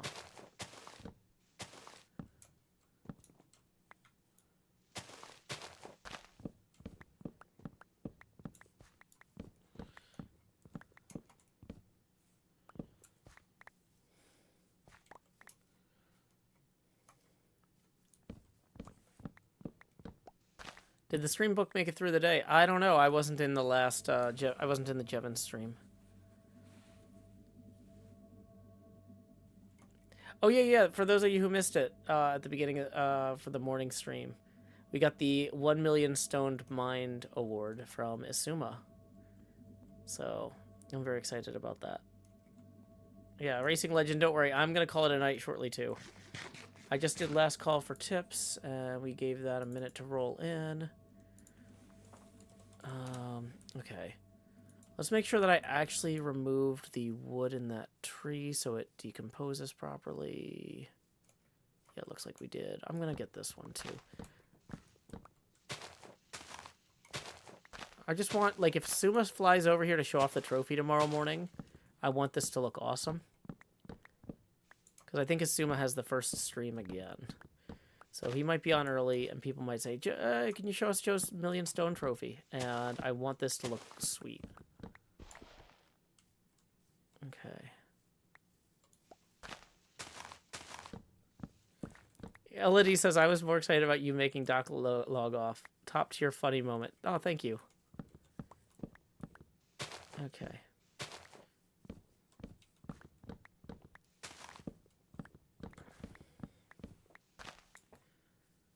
Okay.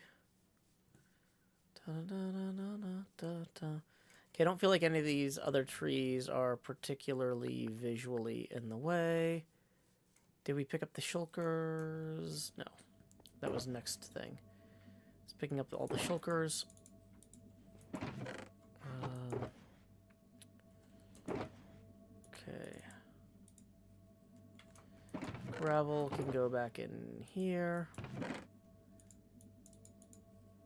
Ooh, scaffolding can go in the illumination and scaffolding chest.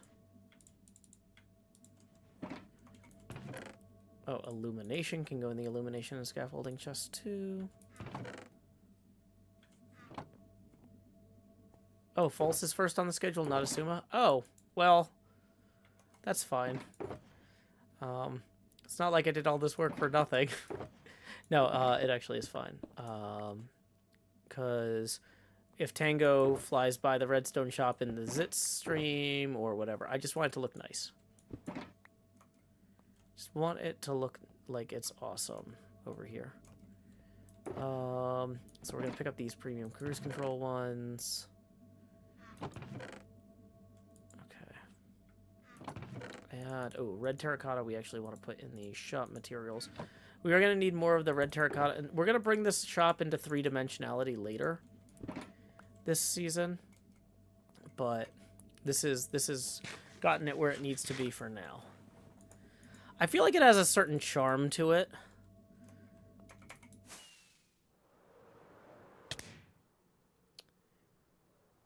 It has a certain charm to it. It's out of the way enough that it's not going to steal the focus from other more three-dimensional structures that people worked harder on.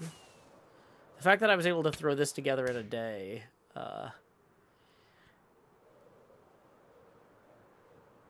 coming soon.